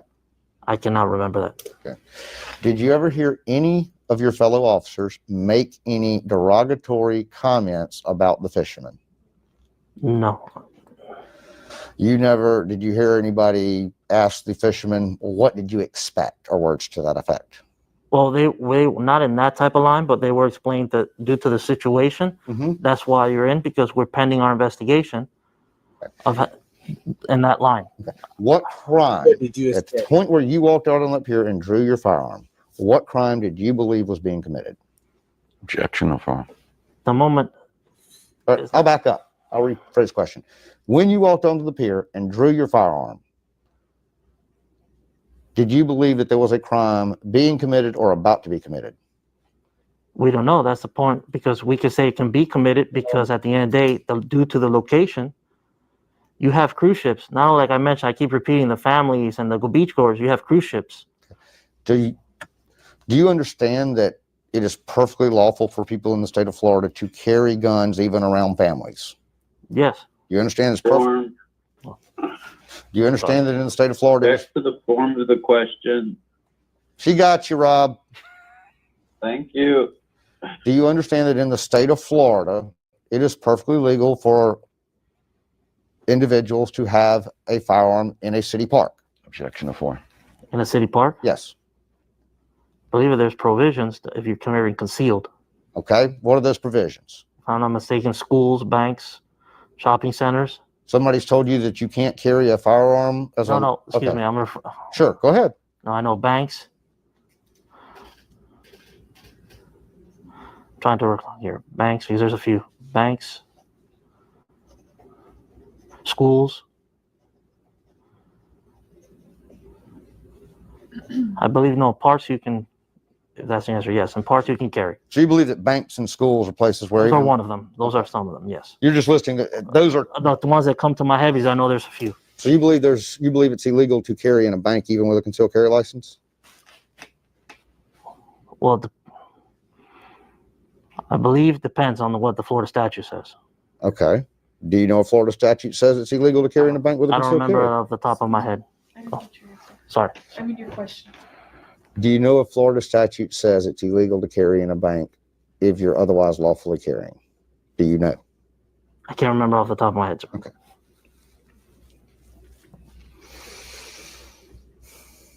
You're not of anything that makes not aware of any law that makes a pier a prohibited place? No. Okay. Are you aware of anything in Florida law that says a place, rephrase. Are you aware of anything in Florida law that makes a place prohibited based on the fact that families are or may be gathered there? Repeat the question. You described to me there's a list of places in Florida statute where you cannot carry. Mhm. I'll give you a few: schools, polling places, police stations. Those are all in the list of prohibited places, right? Yes, sir. Okay. Are you aware of anything in that list of prohibited places, rather than defining things like those, that says it's a prohibited place because families might be gathered there? Objection to form. No. To my recollection from reading, no. So the fact that families were out there does not in any way make the fact that they were carrying firearms out there illegal, right? No. So I'm going to ask the question again. When you drew your firearm, are you familiar with the term reasonable articulable suspicion? Mm-hmm. Yes, sir. Sorry. Yes. Can you tell me what reasonable articulable suspicion is? Reason to suspect. Did you have a reasonable articulable suspicion that any of those 5 individuals on the pier were committing a crime? At the time with the Go ahead. You can answer the question. the time with the information gathering, no. But at the end of the day, we're taking everything into circumstance. Okay. Like I had stated previously. Sure. Well, you don't have to expound on every question I asked you. If you want to just answer the question, that's fine by I me. know. Excuse me. Last time I looked, I was your attorney. So any instructions that are given to you are All given to you by me. Fair enough. So if he gives you an instruction, you're not to follow that. And that was a statement that should not have been made. Okay, fair enough. So Officer Garcia, you are aware of the concept of reasonable articulable suspicion. Yes. You just defined it as you understand it. Mhm. What reasonable articulable suspicion did you have of a crime being committed when you drew your firearm? Once again, at the time, no. But we're taking everything into consideration. Did you have a reasonable articulable suspicion that some crime was about to be committed? Could happen? Yes. Not could happen. But it was about to be committed. My question is, did you have a reasonable articulable suspicion that a crime was about to be committed? Correct. Yes. Did you have one? At the time, with the statements given to us by the park ranger and the dispatch, could be, yes. Okay. What crime did you believe was about to be committed? Being with the state can be a terrorist act. Okay. So you believe you had a reasonable articulable suspicion. Did he say form? Did you say form, Rob? No. Okay. So when you drew your gun, you believed you had a reasonable articulable suspicion that a terrorist incident was about to occur. Yes. Okay. And so walk me through slowly, please, for the court reporter and for me to write notes, if that's an okay instruction. Can you walk me through every factor that went into your reasonable articulable suspicion that a crime of terrorism was about to be committed? Objection for.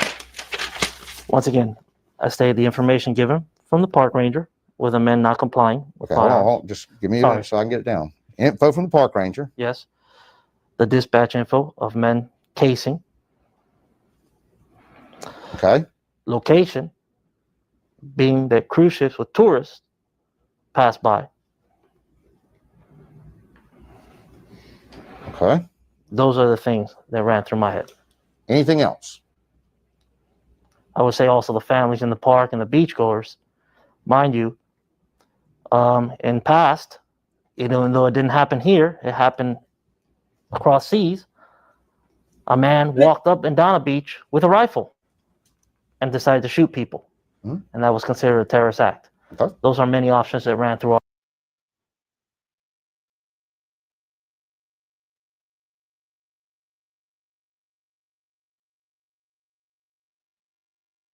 How many? Yeah. This guy said,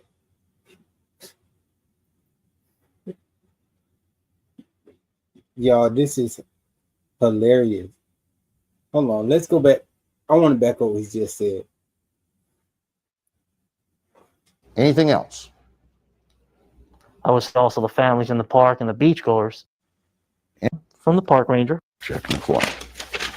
Once again, I stated the information given from the park ranger with the men not complying. With Okay, hold firearms. on. Just give me Sorry. your so I can get it down. Info from the park ranger. Yes.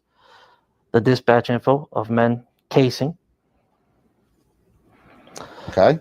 Location being that cruise ships with tourists pass by. Okay. Those are the things that ran through my head. Anything else? I would say also the families in the park and the beachgoers. Mind you, in past, even though it didn't happen here, In the past, even though it didn't happen here, it happened in the world somewhere. it happened across seas. A man walked up and down a beach with a rifle. So somewhere in the world, a man walked up to the beach with a rifle And decided to shoot people. Hmm. And that was considered a terrorist act. Okay. Those are many options that ran through our head also. How do you? I'm gonna let it play. Cause it's insane.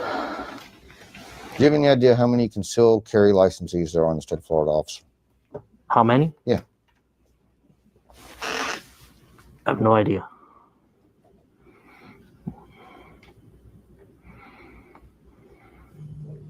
Do you remember the caliber of the pistols the 5 individuals had on the pier that day? If you want to look at your notes, go ahead.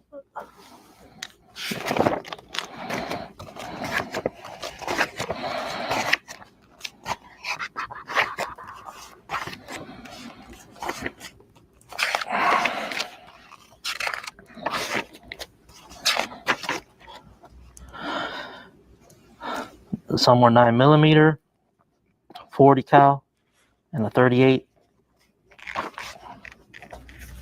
Okay. What do you carry, officer? What are you 40. carrying right now? 40. Glock 40? Smith & Wesson. Smith & Wesson 40. Okay. Is that a department issued firearm? Yes, sir. You've been trained on that firearm? Yes, sir. You qualified on that firearm? Yes, sir. Do you know what the maximum effective range of your pistol that you're carrying right now is? Effectively? Maximum effective range, yes, sir. Could be, from my recollection, could be 50. 50 feet or 50 yards? Could be 50 yards, excuse me, my mistake. 50 That's okay. yards to 100. Now, when I ask maximum effective range, we're talking about the maximum effective range at which you can engage a target, not how far the bullet Oh, might how go. far? I'm sorry then, you should have. That's I'm okay. sorry. I said Sorry. maximum effective range. I just want to make sure we're on the same page here. Maximum effective range can probably be 30 yards, 25 yards. I'm sorry, you said 30 and then what? 25 yards. Okay. Would it be fair to say that, and what barrel does yours have on it? 4-inch? Believe it's 4 or 5. Do you know of anybody that on the pier that day, citizen-wise, was carrying anything with that large a barrel? I can't remember. But is your pistol you're carrying today a full size? Full compact, yes. Okay. It's not a compact or a subcompact? It's full size.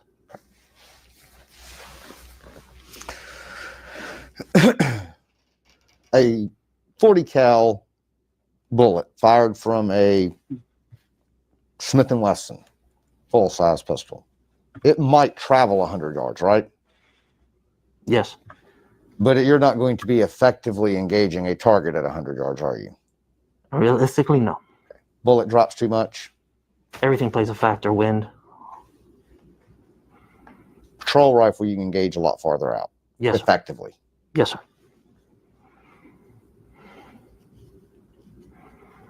You ever done something called a 100-yard challenge with your pistol? Trying to actually hit a target at 100 yards? I believe in the academy they made us do it. Uh-huh.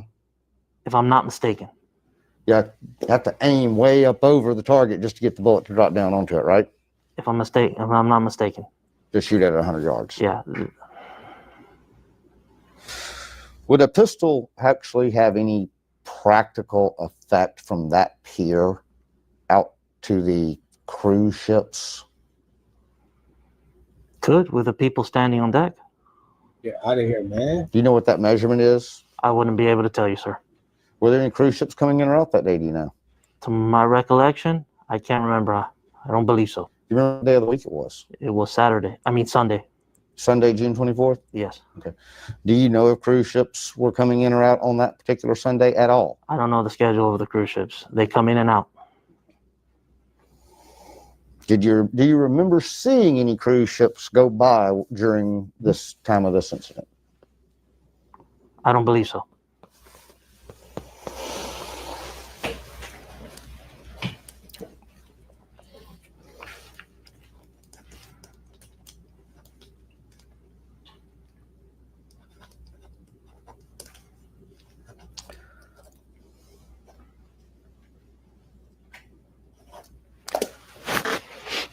Who made the decision that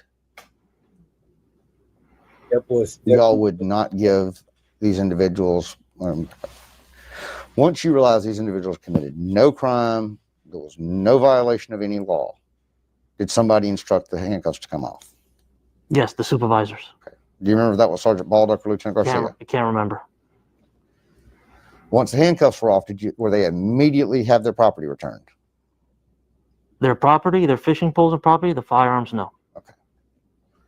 So even after you determined no crime had been committed, they still were not given their firearms back? No. Were they detained past the point where their handcuffs were taken off? At that point, pending investigation,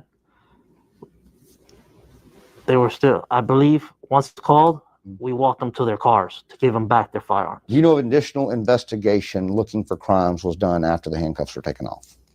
I can't remember. Like I said, that's up to the supervisors. You don't remember that from the video yesterday? I cannot remember from the video even. So I can't remember from the video, sir. So you do not remember from your recollection of the video or from your own memory whether or not there was additional detainment time between the cuffs coming off and walking them off the pier? Objection to form. In that sense, and doing it to before we return the firearm, we give them property receipts. That's part of our policy to show that they got their firearms returned to them in the way they had it. But y'all did that out in the parking lot, in right? the parking lot. That's what we advised them, and that's where everything ended. Do you remember if they were kept on the pier, though, after the handcuffs were off, but before y'all told them to gather their stuff and walk back to the parking lot to get their guns? You mean if after the handcuffs off, if they stayed on the pier? No, after the handcuffs off, did y'all require them to stay on the pier for longer investigation while y'all were still figuring things out? To my recollection, once the handcuffs came off, I believe the lieutenant spoke to them and said, advised them of what was going to happen, to my recollection, and advised them that you gather their stuff and to walk off the pier, and that their firearms will be returned to them in the parking lot. You know, were you the newest of all the people, all the officers that were on the pier that day? Were you the newest officer on the pier that day? No. Okay, who was that? If I'm not mistaken, Rivera. Okay. One of the other initial responding officers? Yes, sir.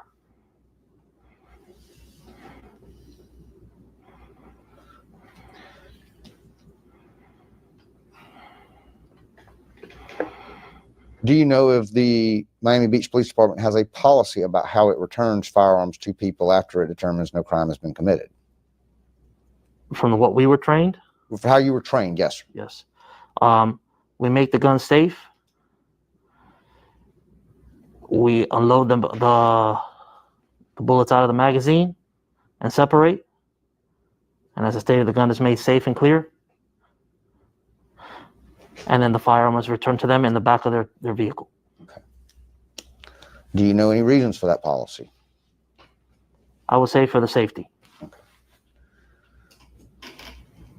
Well, if you've already determined and investigated this person and determined that they're not committing a crime and that they're not posing any danger to the public, why not give them the gun back with the magazine still filled with the rounds you found in it? Objection to form. This was the order we were given. Okay. By who? Supervisors. Which supervisor? I cannot remember at the time, sir. But it would have to be either Garcia or Baldock? One of the two. Okay. Is that standard operating procedure as you understand it? Yes, sir. Do you know if y'all have any procedures for when you pull over a car? Do you ask people if they have a gun in the car? Yes. Do you automatically take that gun if they have one in the car? Yes. Yes. I told y'all, there's no reason to tell them you got a firearm in the car, especially if you're not a felon and you haven't committed any crime. There's no reason to tell them. Well, I would think if you committed a crime, you definitely don't want to tell them, but what you can be a law-abiding citizen, it doesn't matter. Do not tell them that. It doesn't help you to tell them that you have a firearm. Once you tell them, they're gonna violate 5 of your amendments off the rip. Off the rip, they're gonna violate 5 amendments if you tell them you got a firearm. So just know that anytime that you go anywhere with your firearm, know that if you tell the police that you have a firearm, they're gonna violate 5 of your amendment, 5 of your rights given to you by the Constitution. Do you treat that gun the same way? The way with the incident? Yes. Yes. So if you pull somebody over in a car and they tell you they have a gun, you take that gun, you unload it, and even if all you're doing is writing a ticket, it goes back in their trunk. Yes. How are they supposed to have it for lawful self-defense then after you're gone? Once again, this is the way we were trained. Okay. They're trained to violate 5 of those rights. 100% no exceptions. For the safety? Absolutely. For the safety of who? Officers. What about the citizen safety? They don't care about that. We are there advised. Once we're done, they can go retrieve their gun. Basically, so they have to get out on the side of the highway and go back and get the gun. Whatever way they feel fit. Cool. Makes no sense. You'd agree walking around your car on the side of the highway is dangerous, though, right? And here's you would agree that walking around your car on the side of a roadway is dangerous, right? Yes, but we tell them not to stay. We tell them to pull off to the side, like a side street. So you tell them to get back in their car? That's our advice that we give them. Okay. You tell them to go somewhere else to get their gun Exactly. out. Whatever they choose to do, that's their right. Get out of here, man. And that, to your understanding, that is policy of Miami Beach Police Department. That's the way we're trained. Okay.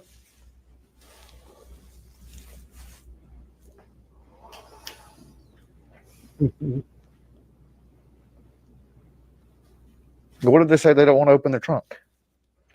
What if they say they don't want to open their trunk? Then we advise them, well, we put it in the back seat. Okay.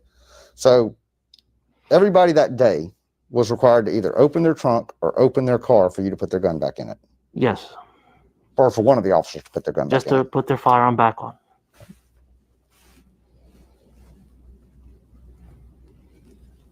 And that was so that you could feel safe. Correct.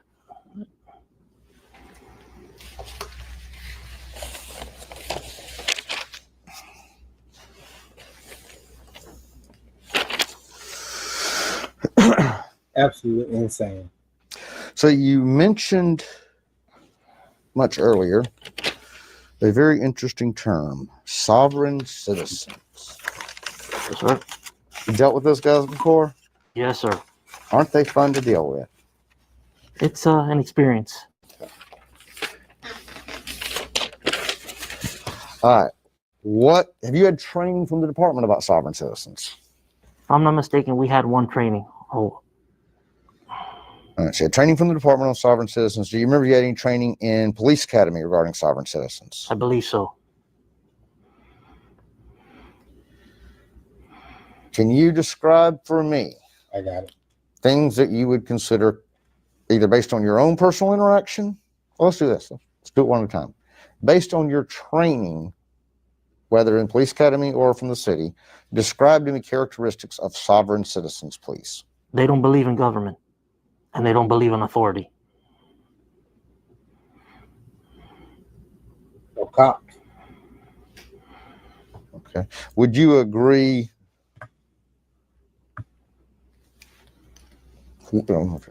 Were you trained that it is very dangerous when you're dealing with sovereign citizens? Yes. And you've already stated they don't believe in government or authority. Would you agree that a lot of the training memorandum that are put out about sovereign citizens are that many of them take that lack of belief in government and authority to the extent of officers should expect violent resistance from sovereign citizens. You're trained that these people, yes, they will resist.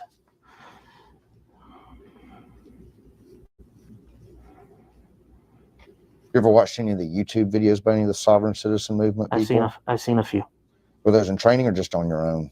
On my own.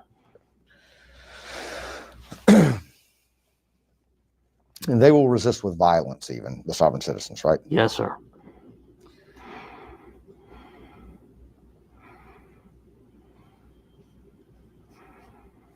Do you have anything in your computer system on your car? This is going to sound really crazy because I know how they are about tags, but if you ran a tag and somebody's identified as a sovereign citizen, does that come up on your in-car computer?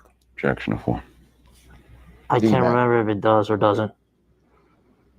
Do y'all ever get training bulletins about sovereign citizen persons known to be operating in the area that you might encounter? We get alerts. You get alerts. Okay.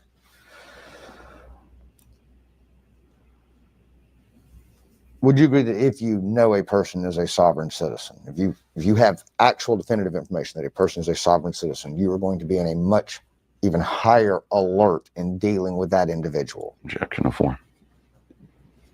Yes, but we're always on high alert. But to the answer, yes. I understand for example, every traffic stop, every citizen encounter is a potential danger, right? Yes, anything can go from 0 to 60, almost a matter of seconds. So even if you had encountered the 95-year-old grandmother in a wheelchair on the South Point Pier, you have to be cautious, right? Yes. But isn't there an extra level of caution that you take when you know somebody is a sovereign citizen? Yes, you take it into consideration. And if somebody identifies themselves as a sovereign citizen when you come up, you're going to go to a heightened level of alert too, right? Yes, sir.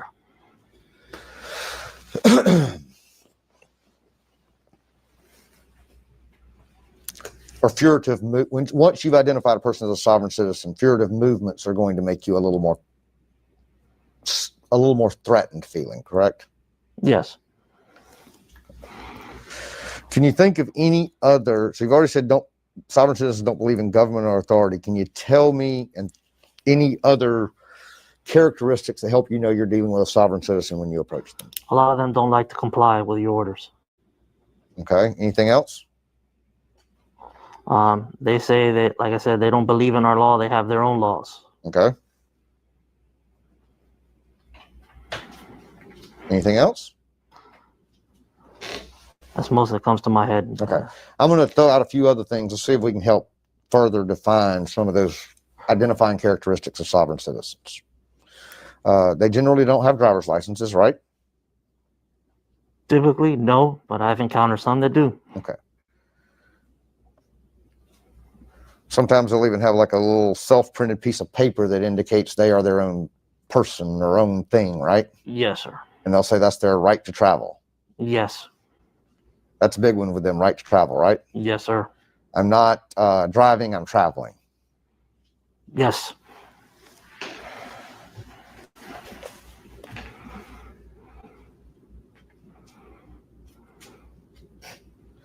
Do you usually encounter sovereign citizens with concealed carry licenses? In today's world, you just never know.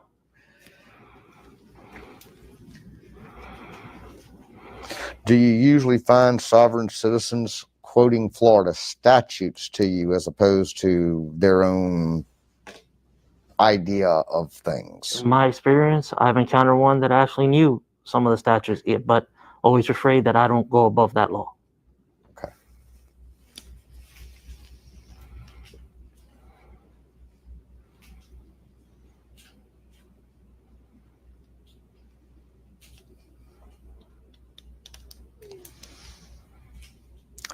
Did you, after the incident was over, Do you still believe these individuals were sovereign citizens or part of the sovereign citizen movement in any way?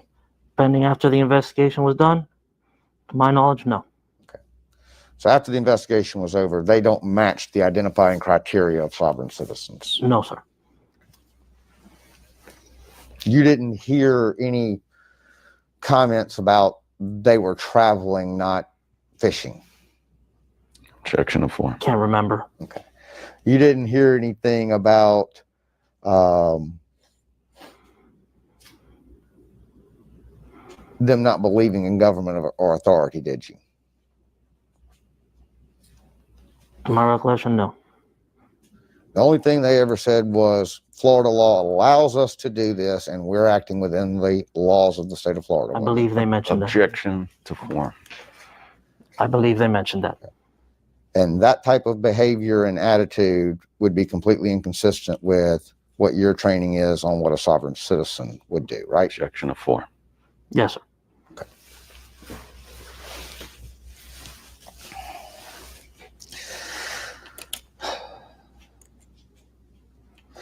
So shortly after everybody had been handcuffed, you and some of the other officers, not sure exactly who, pulled over away from the individuals because y'all had gotten some backup by then, right?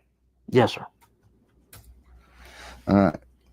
Do you remember you and maybe Sergeant Baldock and maybe one or two of the other officers coming over and turning off your body cams to have a discussion off camera? Yes, sir. Okay. Do you remember what that discussion was about?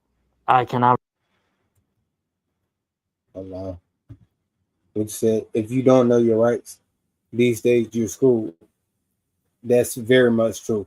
Because if you don't know your rights, and they're trained to violate your rights. So if you don't even know that they're violating you, you're in a bad shape.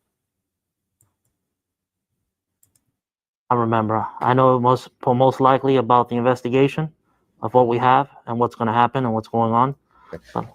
But I can't remember, to my knowledge, what it was. Well, why turn off your body camera to have a discussion about the investigation and what's going on?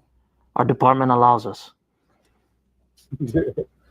What do they allow you? You say they allow you. What they allow you to do? They what? allow you to pretty much, when officers talk among themselves, you're allowed to turn off your camera.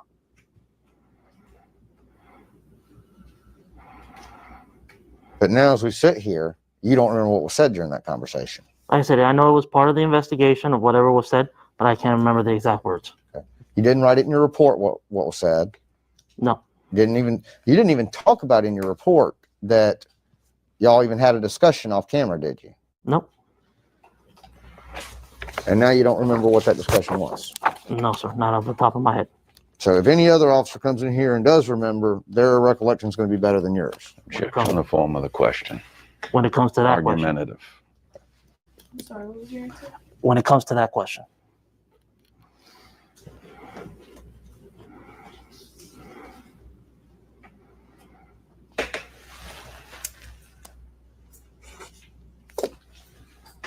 Do you know how many different times that day you turned your body cam off to have side conversations with other officers? From my recollection, once.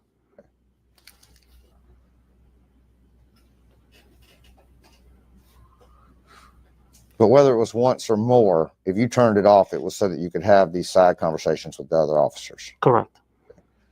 Do you remember any conversation you had with any officer that day off camera while you were turning the cameras off? I do remember that we talked about the statute that they were mentioning. Okay. That was mentioned in the conversation. Okay. You know. That statute that they were mentioning being 79.25.3. And like I said, and pretty much the supervisors, waiting on the command of the supervisors. They were just notifying that what we were waiting for.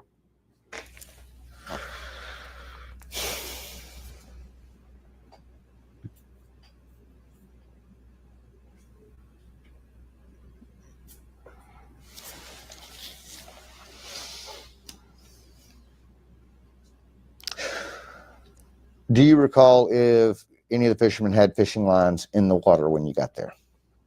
I believe there were fishing lines in the water. Okay. Did you pull them up to see if there were bait on them? I know at the end we pulled them up. Okay. did you see fishing tackle sitting on the bench near where they were? I believe so. Okay. Do you remember seeing a backpack that had little rectangular boxes in it that had tackle in it? Oh, I cannot remember. Okay. But you do believe you remember seeing fishing tackle out on the bench? Correct, yes. Do you have any information that leads you to believe that they were not actually fishing that day? No. As far as you're concerned, they were fishing. Objection to form. From what I visually saw, yes. Okay. They may have had alternative reasons for also being there, but you, from what you saw and what you observed, there was fishing happening. Yes. Okay.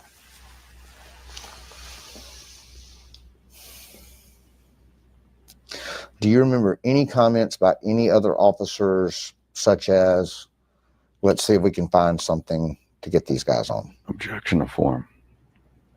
Like I said, it was spoken in reference what they were stating, and officers were doing the research. Mm-hmm. You can hear that talk. Like I said, I was with the firearms, Right. but I can hear the talk. Okay. Did you witness any officer take pictures of any of the firearms? I believe there was an officer that took pictures of the Do you remember which officer that was? I cannot remember. Do you remember seeing any officers taking pictures of these individuals that had concealed carry licenses? That I can't remember if they took pictures of. Do you remember anybody being instructed to go look at the sign that the park ranger was talking about? To my top of my knowledge, no. Well, you already told me you didn't do it. I was just asking if you heard anybody else. I did not hear my. Can't talk at the same time. I was just asking if you heard anybody else be instructed to go look at the sign. Am I right? No.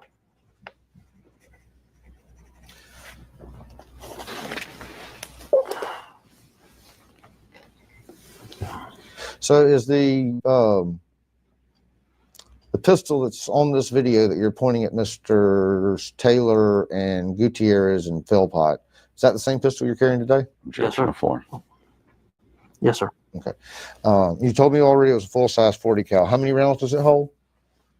If I'm not mistaken, 17. Plus one in the mag, or 17 in the mag plus 16, and then I think the 17's in the chamber. Okay, so 16 plus one. Total, yeah. Okay, 17 total. My mistake. That's all right.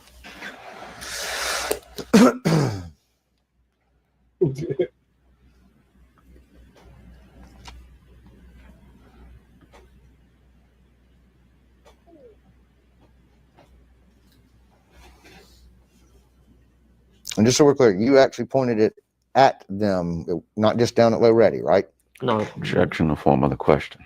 It was pointed directly at them. Okay. Can you describe what Low Ready is? Pretty much the gun is at low.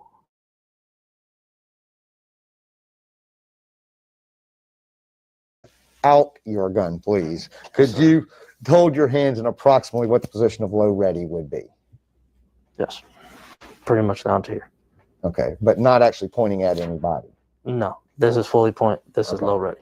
And when you raise your arms up, this is fully point. Mm-hmm. That is how you're pointing at these gentlemen when you approach them on the pier. Correct. Okay. And just so we're clear, any person doing that to another person without a legal basis to do so, that's called aggravated assault, right? Objection to form.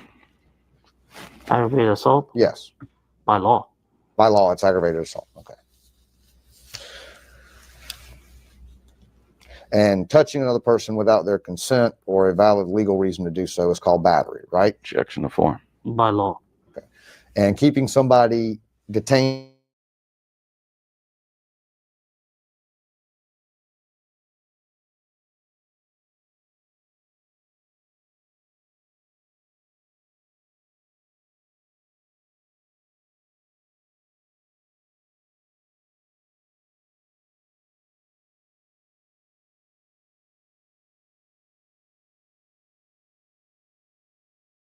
with the, there we go. firearms on the pier. Not to my recollection. You I didn't can't remember, no. Okay. And you didn't think there was some state law that prohibited firearms being on the pier? From my experience, no. So as far as you knew, the possession of firearms on that pier was a lawful thing. Objection to the form of the question.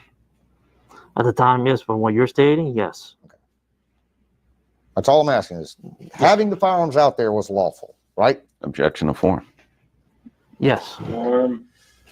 But you also wanted to consider the totality of circumstances and investigate the circumstance and situation, right? Yes.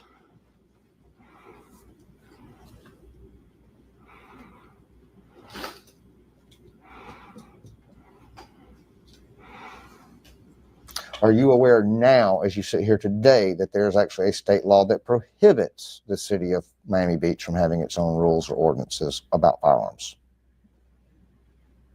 Repeat it again. I didn't hear you. That's As you sit here today, are state statute in Florida law that prohibits the city of Miami Beach from having its own rules, regulations, policies, or ordinances regarding firearms? I know they have their ordinances.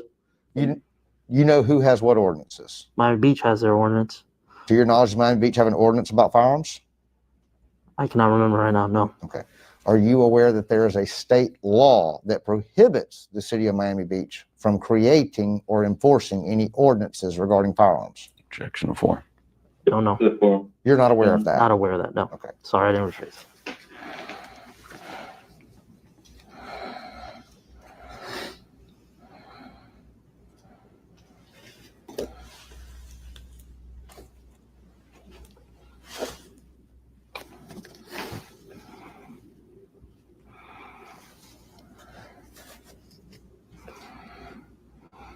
Do you know if it was verified that every person out there that was fishing had a fishing license?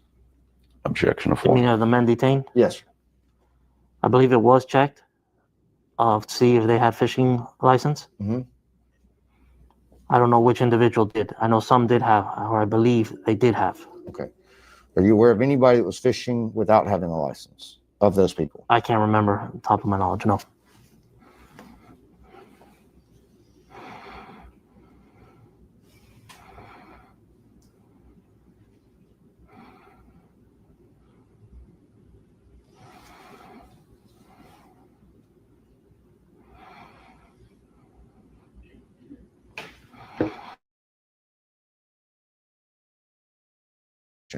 Would you agree that calling somebody a sovereign citizen that isn't could endanger them in future encounters with police officers?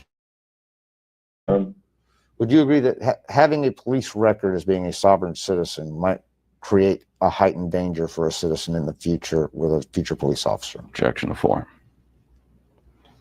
I wouldn't say so, but it would increase, like you had mentioned, the alert of dealing with an officer. Right. You would agree that people should not be identified as sovereign citizens in a police report if they're not sovereign citizens? Objection to form. They shouldn't if they're not. If they're not, no. How do you prove that they are?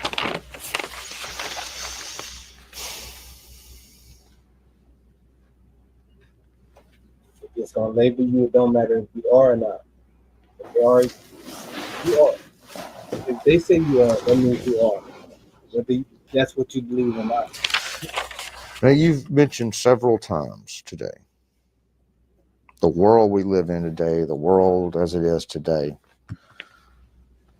I don't think you were talking about COVID, right? No. Okay. Because we want to talk about in 2018 terms, because that's when this occurred, right? Mm-hmm. So, when you've said throughout this deposition, the world we live in, the way things are today, in terms of only stuff before that incident on June 24th, 2018, can you tell me what you mean when you say the world we live in today or the world as it is today? Do you mean the time frame before the incident? Yes, sir. Or now? Before the incident. Well, as I mentioned earlier, you had the Parkland shooting. Mm-hmm. You had the man in El Paso. And you had multiple other instances that I can't remember off the top of my head. You say multiple other instances. What do you mean multiple other instances? I can't remember off the top of my head. No. Because I know I've seen the news and there was other shootings, police involved. That's the phrase I was trying to get. Yeah. You said multiple other incidents. You mean multiple other shooting incidents? Shooting. I should have clarified. I'm sorry.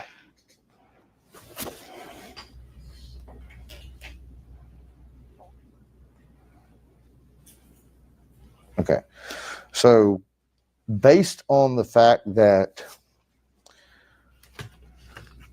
your awareness of Parkland, your awareness of El Paso, your awareness of multiple other shooting incidents that had happened before June 24th, 2018, those other events happening means that you as an officer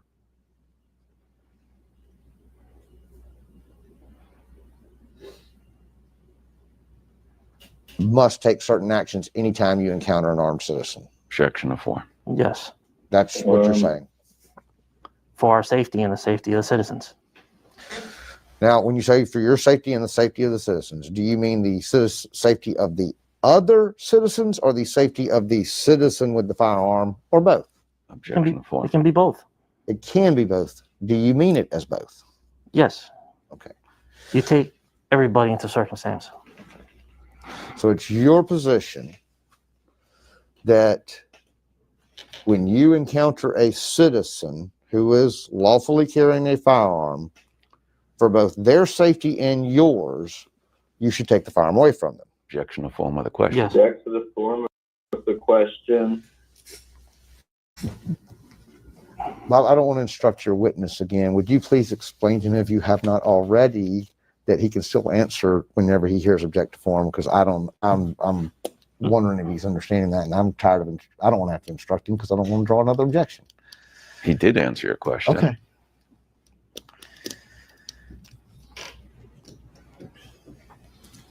I'm streaming. All right, so officer, so it's your position that is it your position that you disarming a lawfully armed citizen somehow makes that citizen more safe? Objection to the form of the question. Yes. Why does that make that citizen more safe? At the end of the day, because in the encounters, we don't want any encounters. Okay. All right. The more, What do you mean encounter? And compliance. All right. And just comply. If everything clears, you'll be on your way. Okay. Because in our experience, people do tend to resist. People who you are accusing of a crime tend to resist. Objection to the form of the question. It can be anything of a crime to even a stop.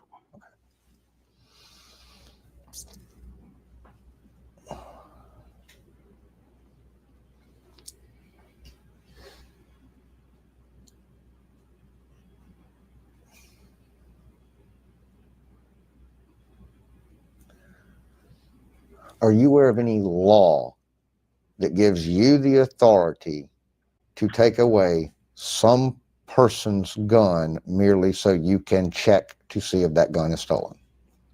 Objection to the form of the question.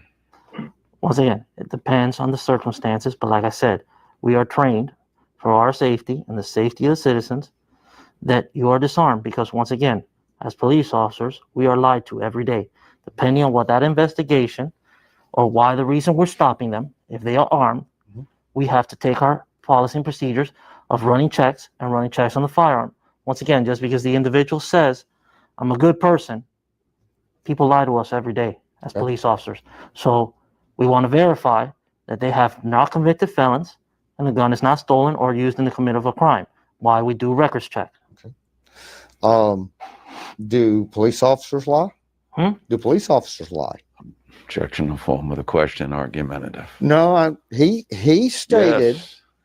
He stated. You can state Yes. what your intent was, and I Yes. can put on the Police record officers- that you're Nobody- being argumentative. Sorry, so sorry, we're not going to sorry. talk all together. Nope. And if you say no, I'm going to say yes. There's no question pending. All right, let's go see. I'll try it again. Do police officers lie? Objection to the form of the question. Yes. Argumentative. Are you actually taught in the police academy that sometimes telling a lie to a suspect can elicit information you would not otherwise get? To my recollection, yes. So you're taught that lying is an effective technique to help investigate and discover criminal activity. Objection, the form of the Depending question. on the investigation. Okay. And depending on whether the person truly is a good person or a bad person, they may lie about being a good person. Yes. Does the fact that some people lie mean that lawfully armed citizens have less of a right to keep their firearm with them? Objection, the form of the question and argumentative. Repeat the question so I understand a little bit better. I'm sorry. You understand that people have a right in this country and in this state to carry a firearm in public in certain circumstances, right? Yes, sir. Okay. So given that they have that civil right, does the fact that some people lie to you about whether or not they're a good person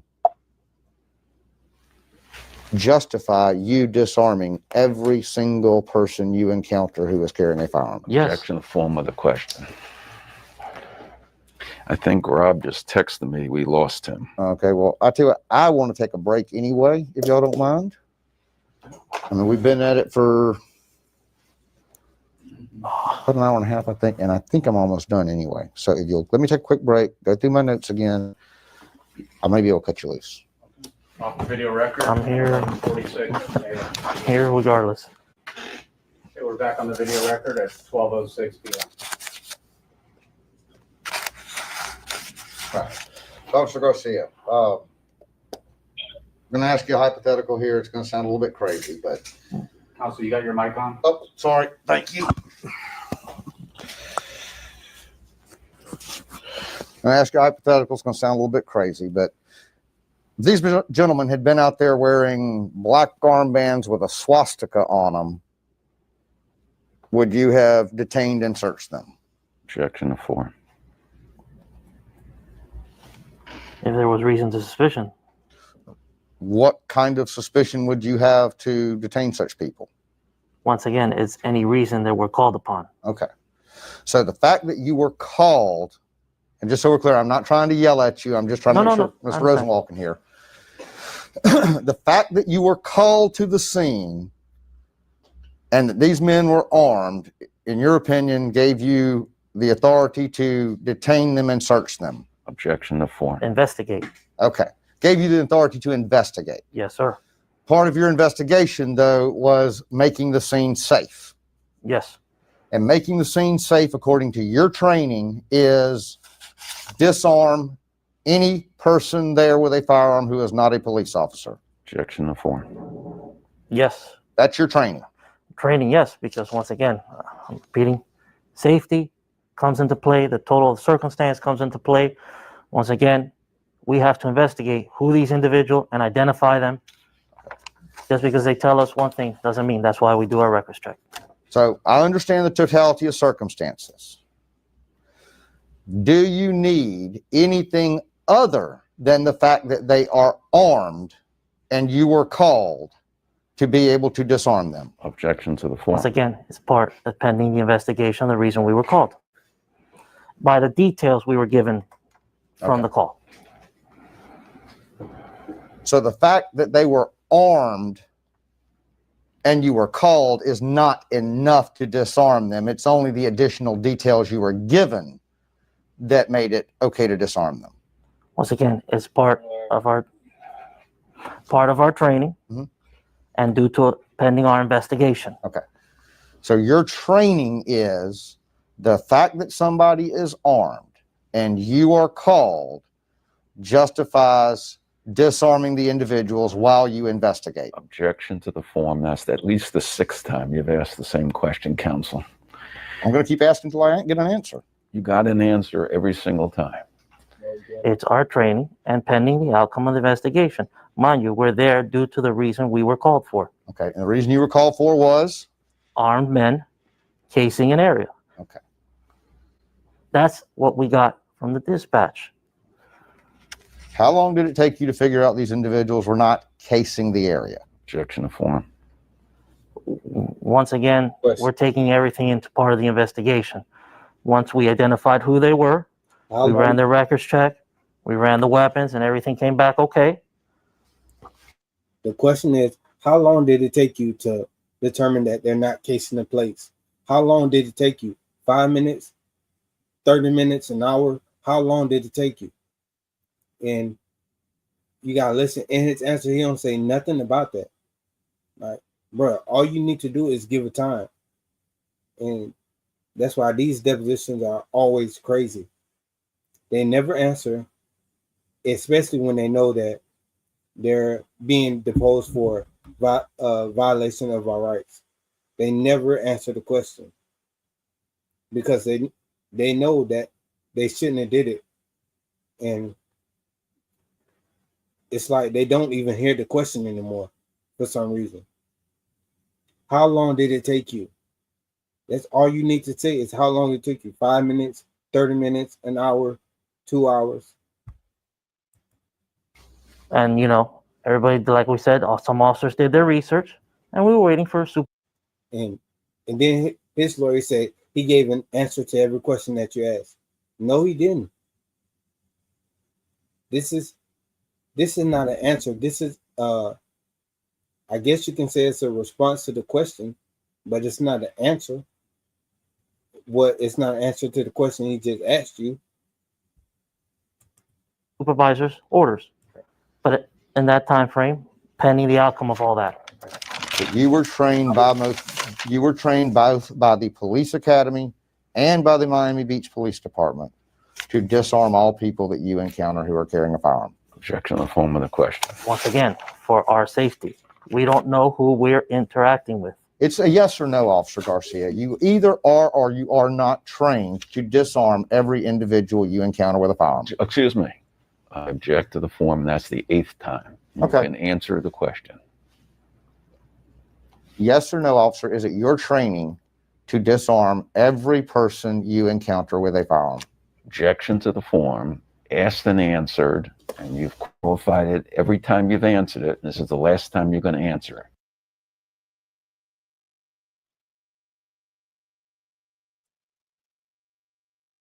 Safety being the number one priority. Okay. Is there ever a circumstance where you don't? Hold on. I'm going to back this up a little bit. And y'all got to see, you can obviously see he don't answer the question. Again, for our safety. We don't know who we're interacting with. It's a yes or no, Officer Garcia. You either are or you are not trained to disarm department, to disarm all people that you police academy and by the Miami Beach Police Department, to disarm all people. And we were waiting for supervisor's orders. But in that time frame, pending the outcome of all that. You were trained both by the police academy and by the Miami Beach Police Department to disarm all people that you encounter who are carrying a firearm. Objection on the form of the question. Once again, for our safety. We don't know who we're interacting with. It's a yes or no, officer. Are you trained to do it? Yes or no? Just answer the question. And then his lawyer is saying, I don't want you to answer that because if you do, you're going to incriminate yourself, I guess, because you know it was wrong. Are you trained to do it? Yes or no? Officer Garcia, you either are or you are not trained to disarm every individual you encounter with a firearm. Excuse me.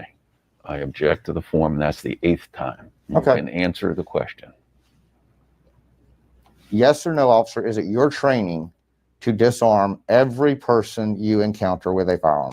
Yes. Objection to the form. Asked and answered, and you've qualified it every time you've answered it. This is the last time you're going to answer it. Go right ahead and answer. Due to our training and our investigation of the way we are trained, we take everything to circumstance, safety being the number one priority. Okay. Is there ever? It's wild.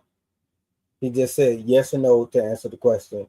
And he heard him ask him, is it yes or no? And his response to that was this. Ever a circumstance where you don't disarm an armed citizen for your safety when you are investigating them? Objection to form. No, they're all disarmed. Okay. So you can answer that yes or no, but the question before that, it seems like you can't answer that yes or no, which is so weird. Do you know who made the decision to close down the pier that day? If I'm not mistaken, it was the lieutenant. Did you understand that in addition to fishing, was it your understanding that these individuals were gathered to exercise constitutional rights? Objection in the form of the question. No, That was not your understanding. that was not my understanding. I didn't hear anything along that line. You heard nothing about constitutional From my rights that day. recollection, I can't remember if it was said or not. To the best of your knowledge and recollection as you sit here today, you do not know if constitutional rights were ever mentioned that day by any of the fishermen. No, I can't remember. A lot was being said. Do you understand that people have a First Amendment right to gather in public spaces? Yes, sir. Do you understand that? Did you understand as you look back today that those people were gathered there to make a political statement of some sort? Objection in the form.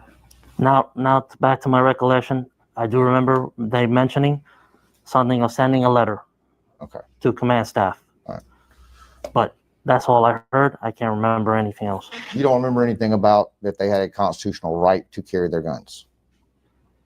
They mentioned a lot of things, I guess, from the pamphlet they were carrying and the statue referring to the statue. Mm-hmm. Like I said, I would overhear them mentioning it. I can't tell you the exact words they said, but it was mentioned.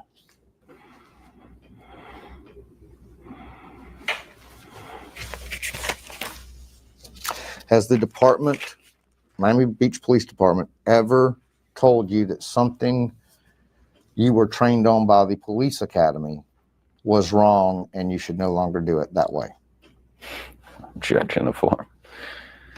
No, not to my recollection. So your training both at the police academy and your understanding of Miami Beach Police Department policies are consistent with each other? Yes.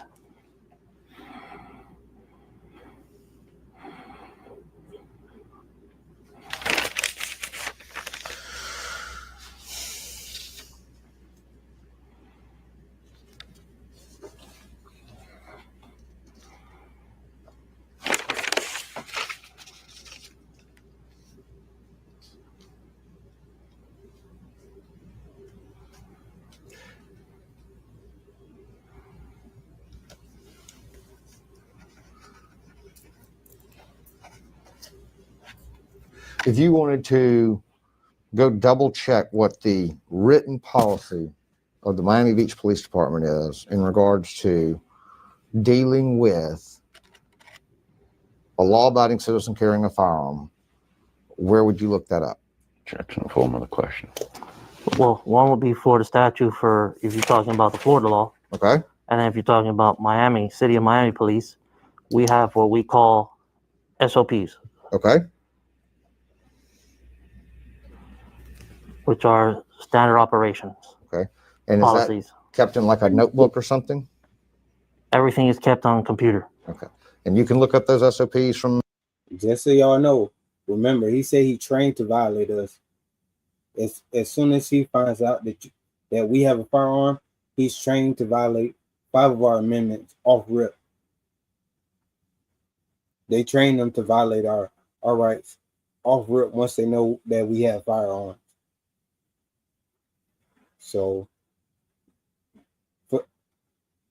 it makes no sense to me why you would tell them that you have a firearm when off the rip they're going to violate 5 of your amendments, 5 of your rights.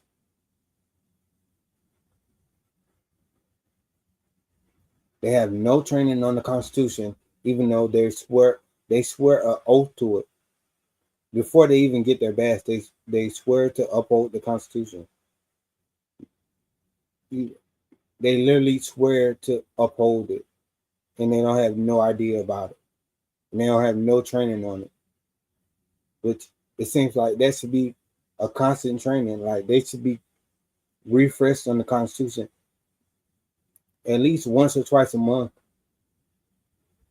It's insane that they have no training on that. And as soon as you tell them you have a firearm, they're going to violate 5 of your amendments off the rip. In your car? Yes, sir. Okay. At any point that day, did you look up the SOPs for dealing with a person lawfully carrying a firearm? Objection in the form of the question. No, sir. Exactly. Have you looked up since that date to see if there is a standard operating procedure for dealing with a person lawfully carrying a firearm? Objection to the form of the question. I can't remember. Like I said, I did my little research after it was over, but I can't remember. Okay.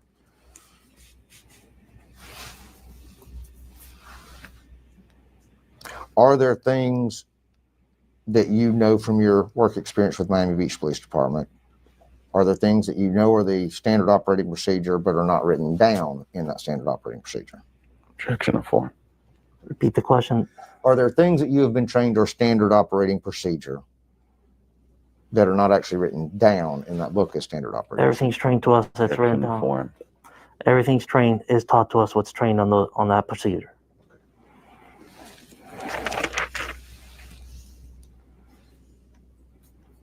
So if you told me today that something is training or a standard operating procedure of Miami Beach Police Department, but it's not in that book or on that computer file, then that computer file is what we need to go by. Objection to form. That is our policies. That's where our policies come from.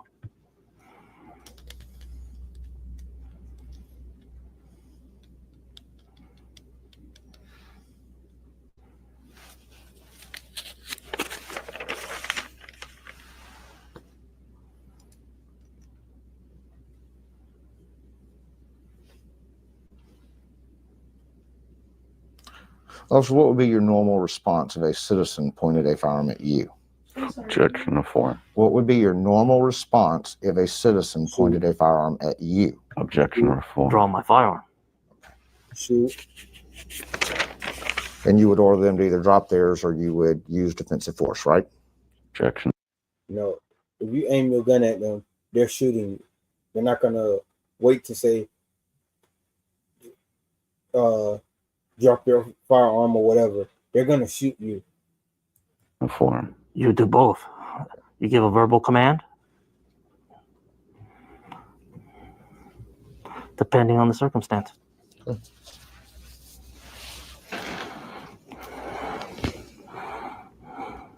Also, you said you've watched news reports, you've watched videos regarding sovereign citizens. Before that day, had you ever seen any videos regarding people openly carrying firearms under any state's laws? Objection to form. No. Have you seen such videos since that day? Yes. Do you know if they were here in Florida or elsewhere? I believe they were in Florida. Okay. Were they something you found or something you were shown by your department? I did my research.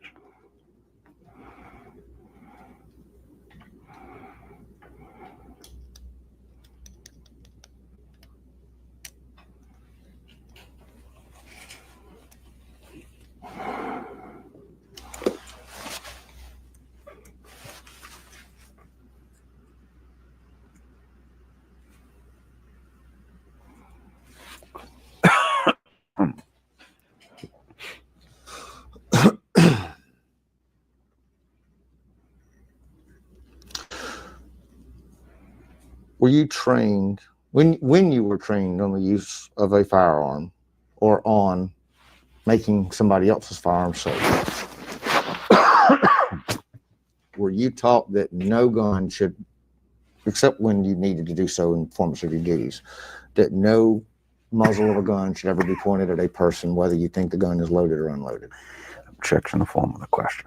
Rephrase the question. I'm sorry, so I understand. Were you trained not to point guns at people except when required in inappropriate policy circumstances by your training? Objection to form. By your training, but also your safety. Okay.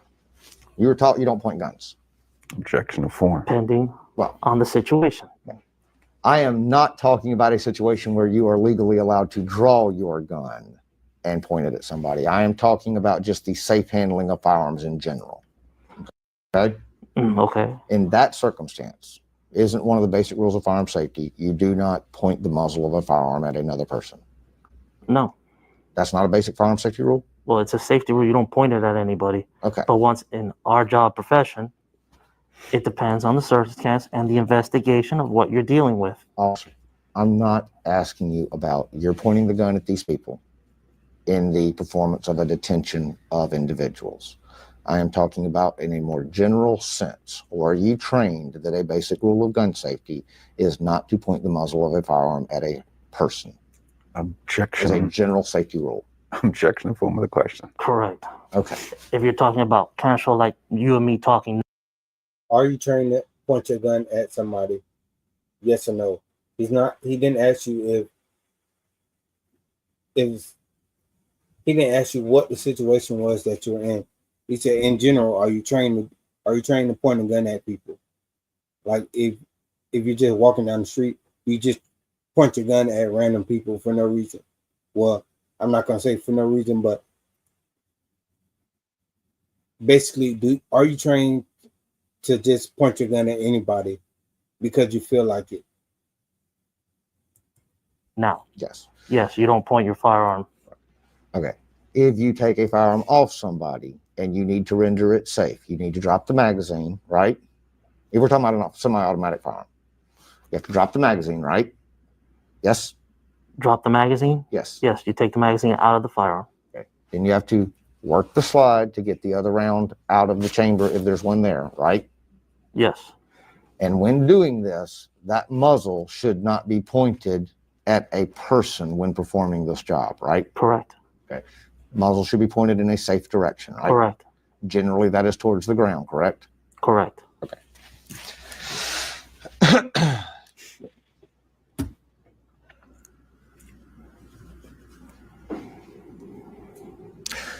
We discussed your 40 cal earlier, but I did not ask you about 9mm and 38s. Do you have any knowledge of the maximum effective range of those firearms? You have your what you've heard, but official training, no. Okay. So, for example, you do not know whether do you have any information or knowledge whether the maximum effective range of any of the firearms you took off these fishermen that day, or that your fellow officers took? Do you have any knowledge that any of those firearms have had more than a 50-yard maximum effective range?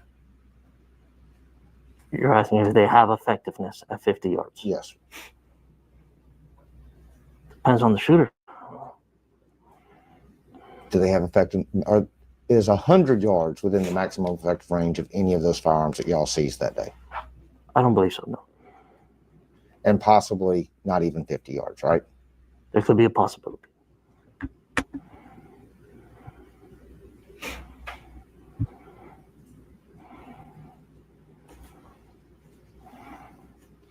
Do you know what time they released you from your post guarding the end of the pier at the end of the day? After your shift was over? When you mean when I was relieved by Yes, the sir. afternoon unit? Yes, sir. I have no idea, sir. Is that in the report somewhere?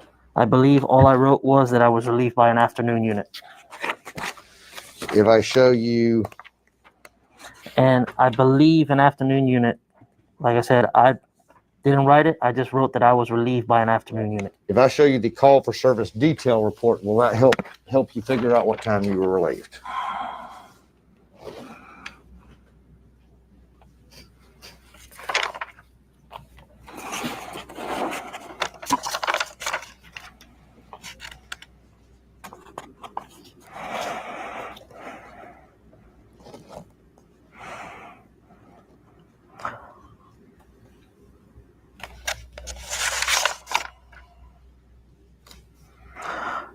I believe here from what it says I was relieved around 4:29.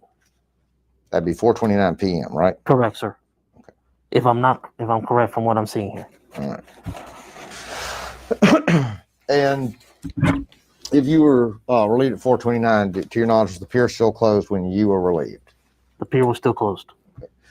Do you know why command staff closed the pier? I do not know why.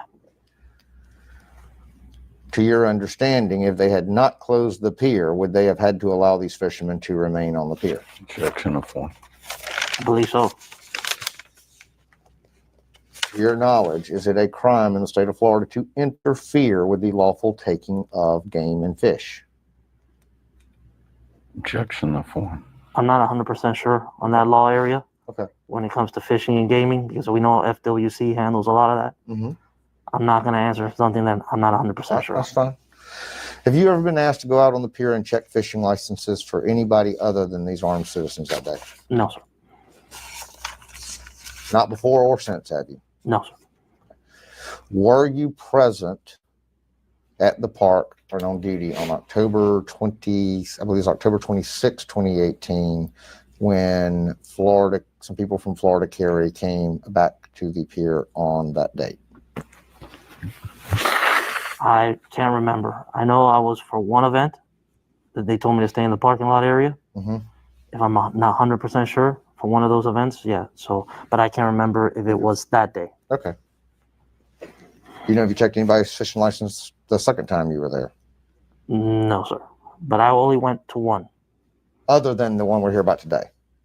I went to this incident, yes. Yes. But the one that happened after, I can't remember if it was that day that you're mentioning, the date you mentioned. Right. That I was posted on the parking lot. Okay. Or was it another time? I got you. All right. I have no further questions. You mentioned that the people on the pier said they had sent a letter. Were you ever informed of this demonstration prior to the date of the demonstration? Object form? No, sir.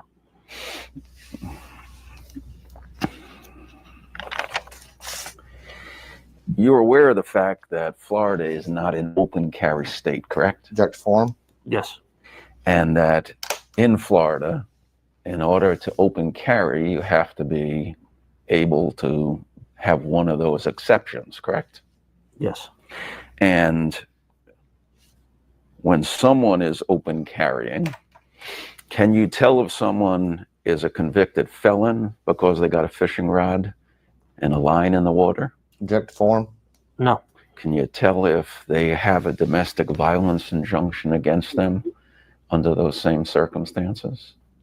No. Object form? Can you tell any of the statutory affirmative defenses just by looking at an individual? No.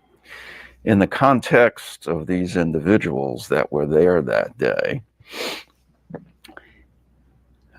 you were approaching individuals. Did you hear someone mention sovereign citizens before you went on to the pier? Object form? I cannot remember.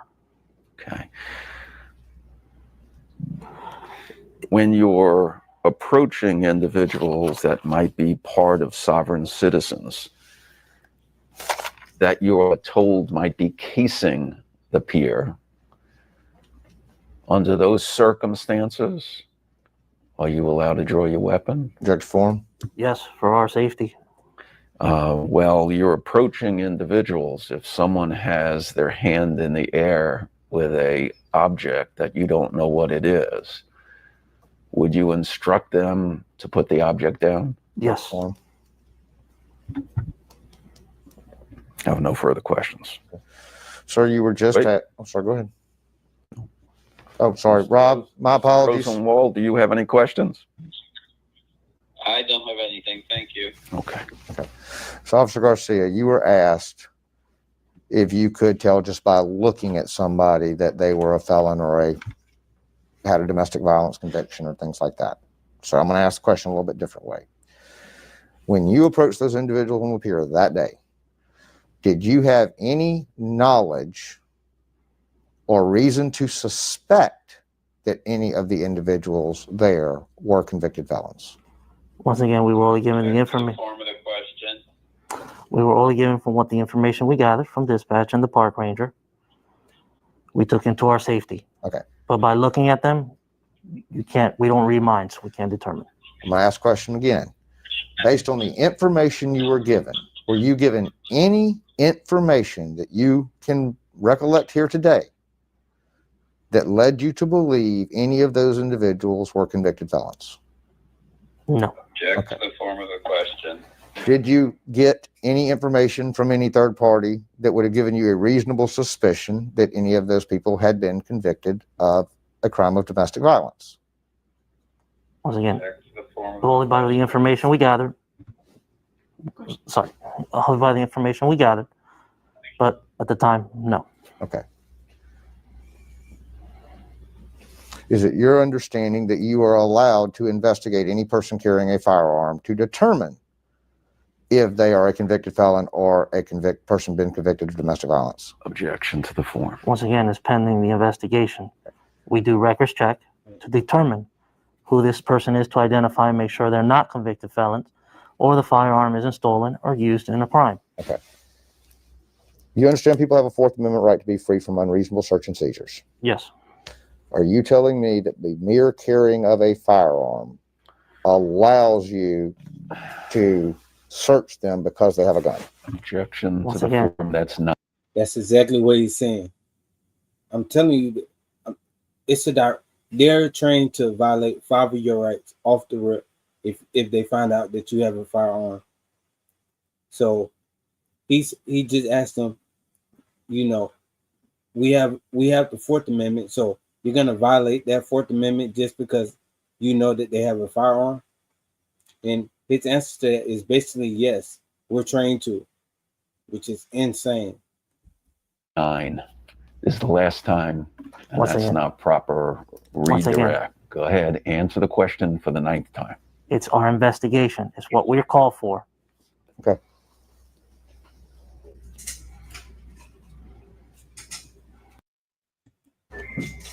No further questions. We'll read. We're going. All right, y'all. That's gonna be it for this deposition. Yeah, as y'all see, it's wild, and the thing is, they're trained to violate your at least five of your rights as soon as they find out you have a firearm. So as soon as they know, they're gonna violate 5 of your rights off the rip. Like, they're trained to do that, which is insane. Who's training them to do that? Who's approving of that training? It's just, as y'all saw, that this is insane. I'm gonna go ahead and end this stream, but y'all jump in the comment section of this video, and I'm gonna be dropping this video maybe Saturday or Sunday.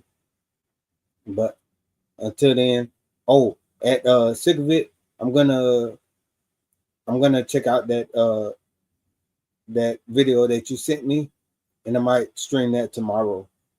But until then, I say AWB, I'm out. Appreciate y'all. Thank y'all for being here. Seeing this madness along with me. Because it's, as y'all see, this is crazy.